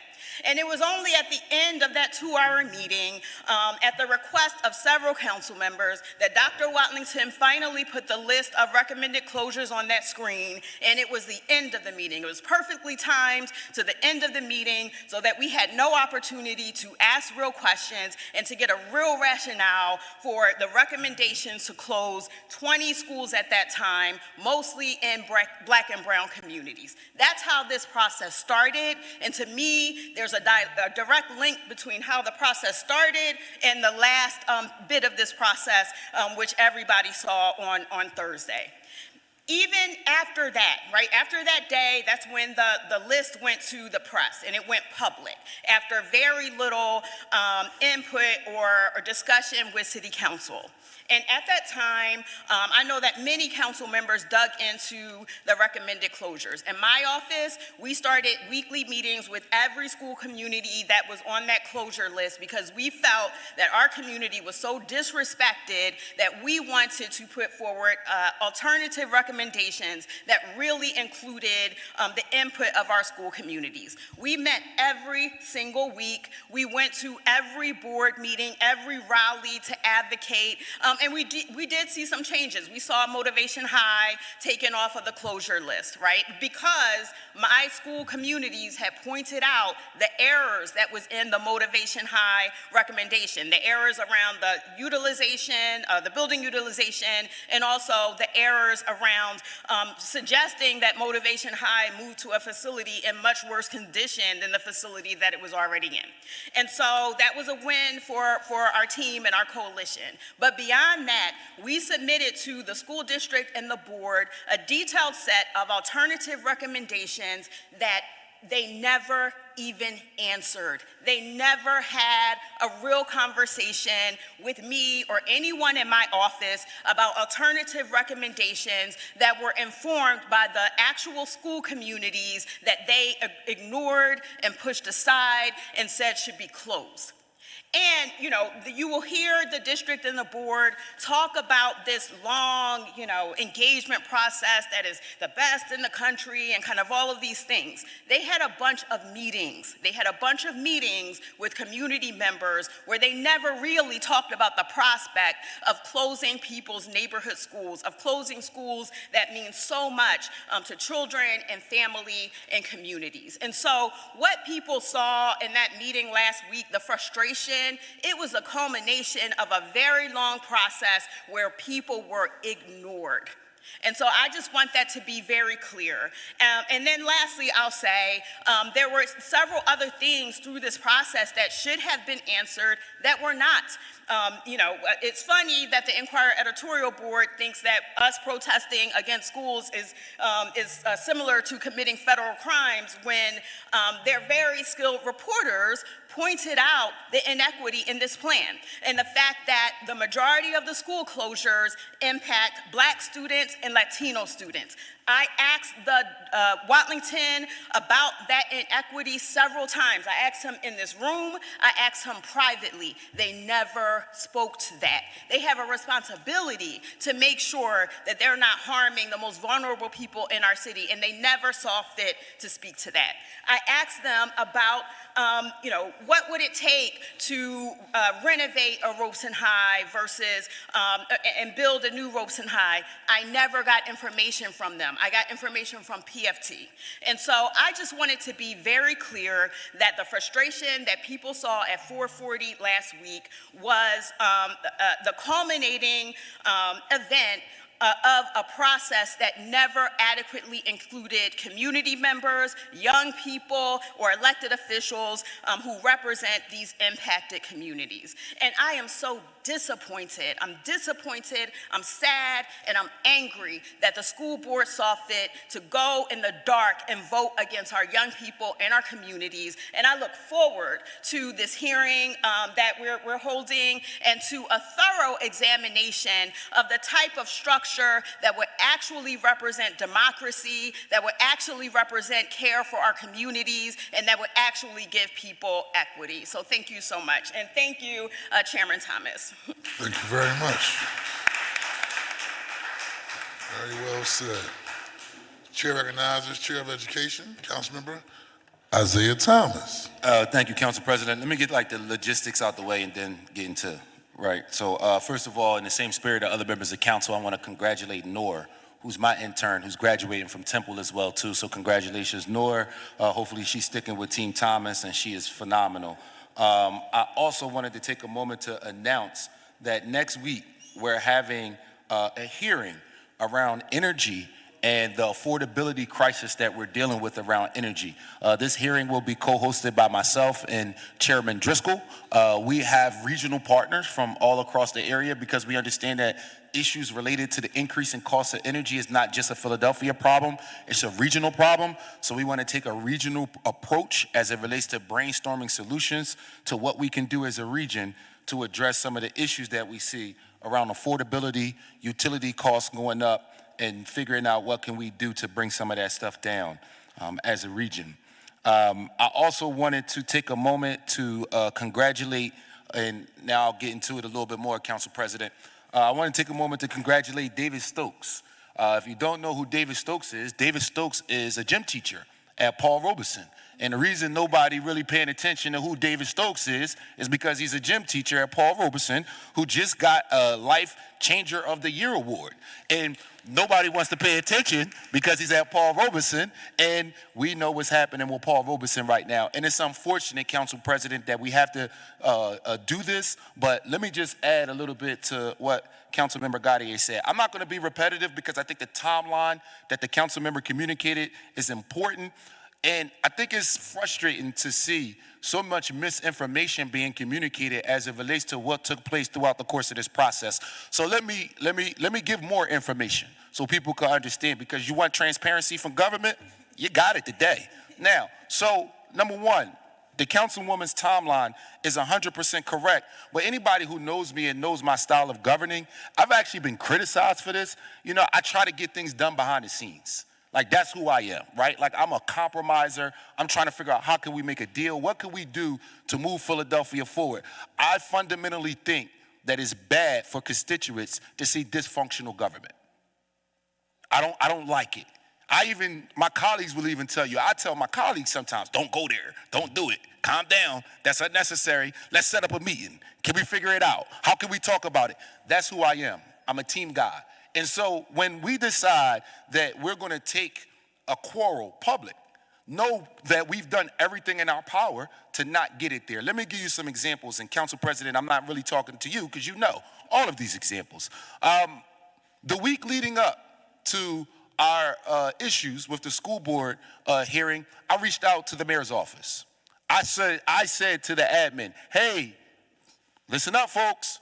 I'm letting you know right now, if this thing happens on Thursday, you're going to see a side of me that you've never seen before. I said that. Nobody called me Wednesday. I reached out to the board president, Streeter. Actually, I have screenshots in my phone. Board president Streeter has been ignoring me for some time. He stopped taking my calls, y'all. I ain't said that, right? I ain't tell nobody that. He been stopped taking my calls. To the point where as though, who led the negotiations with the school board? Council president did. And I asked him to. I said, Council President, I've gotten to the point where as though this is too frustrating. I've had enough, right? Asked you to take the lead, but still tried to stay in communication. I got ignored. The day before we went down to the school board, I reached out to the admin. I reached out to the superintendent. I reached out to the president of the school board. I said, please don't make us do this, y'all. We really don't want to do this. This is not how we want to handle this issue, but you got to understand, we can't just sit on the sideline and let y'all do this to black kids. We can't do it. And so things happened. It went the way it went. And I think for me, in the moment that we're in right now, the most frustrating thing is that people don't believe us. That's the most frustrating thing. People think that this is about something else. They think that there's an agenda. They think there's a deal that was like cut, or we knew about it, then we changed our mind. Like, I think that there should be a rule, and no one's going to follow this rule. But I think the rule should be, before you make an opinion about where we are with this school facilities plan, you should have to visit the schools. I was online. I was sick the other day, Council President, you know. So, you know, I got the Twitter fingers when I'm sitting in the bed and My wife, I'm confessing right now, yes, I did do it. I didn't stay in the bed as much as I should. And I end up, like, you know, arguing with people online. And no one can justify closing Lincoln or Robeson. No one has given me a reason. And we can go into other schools and have debates, but no one still, even the people who say we're wrong, even the people, former school board members who say we're wrong for what we did. I said, well, tell me why Lincoln all closed. I get we wrong. Why is Lincoln all closed? Why is Robeson closed? And we can go into other schools, and I think the frustrating thing is we all know what it really is, especially if you're a black person. Black people don't have value for some reason in this country. We just don't. And so when you see a group of legislators from all different backgrounds and ethnicities saying we're going to stand up and fight for black kids, that's not even in our neighborhood. Councilmember Ahmad lives in the Northwest. She's been leading the fight around Lincoln. She lives nowhere near there. These kids aren't even in our neighborhood. And when we stand up and say we're going to fight for black kids, you know what society says? It got to be something else going on. What they really fighting for. See if y'all could talk to some of the staff. Get the government relations folks. Where the lobbyists at? Somebody got to get the real information because we know for a fact they would never do all this for black kids. It's messed up, man. It's really messed up. It's heartbreaking, man. And you know, it's tear-worthy. And it's not just about the fact that our schools are being closed, because we all know we're going to fight that tooth and nail. We ain't going out like that. We're going to fight until the bitter end. I think the most disappointing part is that we live in a society where people legit don't believe that black kids is worth all this. That's so sad, y'all. And so what I'll say is this, because I know for me, it is about black kids. It ain't about nothing else but our children, right? Our children is worth all of this, no matter what their ethnicity, preference, religion, or background is. This is my only ask, and I have an open invitation. Anybody who thinks that it's not worth it to fight for black kids, just come to the school with me. You should not feel okay weighing in on this issue if you haven't been to the school. If you didn't look at 24% of the special needs kids at Lincoln Hall, shouldn't be saying anything. If you haven't seen Coach Stokes and the great work that he's doing, getting an award for Robeson, shouldn't be saying anything. So that's an open invitation. Anybody who has an opinion, anybody who thinks this is a conspiracy, anybody who think we knew or any of this other stuff that I'm hearing out there, come on to Lincoln Hall. Come on to Robeson. We can do Parkway West. We can do Parkway Northwest. We can go to Conwell. Whatever it is you want to do. If you got an opinion on this issue, don't communicate it until you got all the facts and evidence. That's the responsible thing to do before you make a decision. And no, we're going to fight this because we've seen it before. Come on, y'all. We know we got it wrong in 2013. Nobody gonna argue we got it right. So if we all know we got it wrong in 2013, ain't everybody traumatized? I'm scared. I'm legit scared. 24% of the kids as Paul Robeson special education, we not talk about IEPs that deal with things like ADD and ADHD. I'm 100% sure that all 24% of them kids ain't gonna make that transition. The data and the history says it never works for everybody. Someone fails, someone moves, someone gets lost. It happens every single time. So why do we have to look at those black kids and tell them they're not worth it for a facilities plan that no legislator who represents the city of Philadelphia publicly agree with? So to close out, Council President, so we're all on the same page, the school board is telling the legislators on the city and state side, hey y'all, I need you to pay for this. I need a lot more money. But by the way, you have no say in what we do. Councilmember Jones said that he didn't sign up for a child support relationship with the school district. That's what he said. He didn't sign up for that. He said he's a real parent. I'm with Councilmember Jones. I didn't sign up for that. I signed up to have a stake in our children's future. And yes, every single time you try to do something to our children, I do think it's worth what we seen last week. Thank you, Council President. Thank you, Member Thomas. Very well said, sir. And at this time, The chair recognizes Chairman of Education, Councilmember Isaiah Thomas, for a motion to adjourn. Thank you, Mr. President. I move that council stands adjourned until Thursday, May 14th, 2026 at 10 a.m. It has been moved and properly seconded. The council stand adjourned until Thursday, May the 14th, 2026 at 10 a.m. All those in favor signify by saying aye. Anyone opposed? Ayes have it. Thank you very much. And to all the mothers, happy Mother's Day.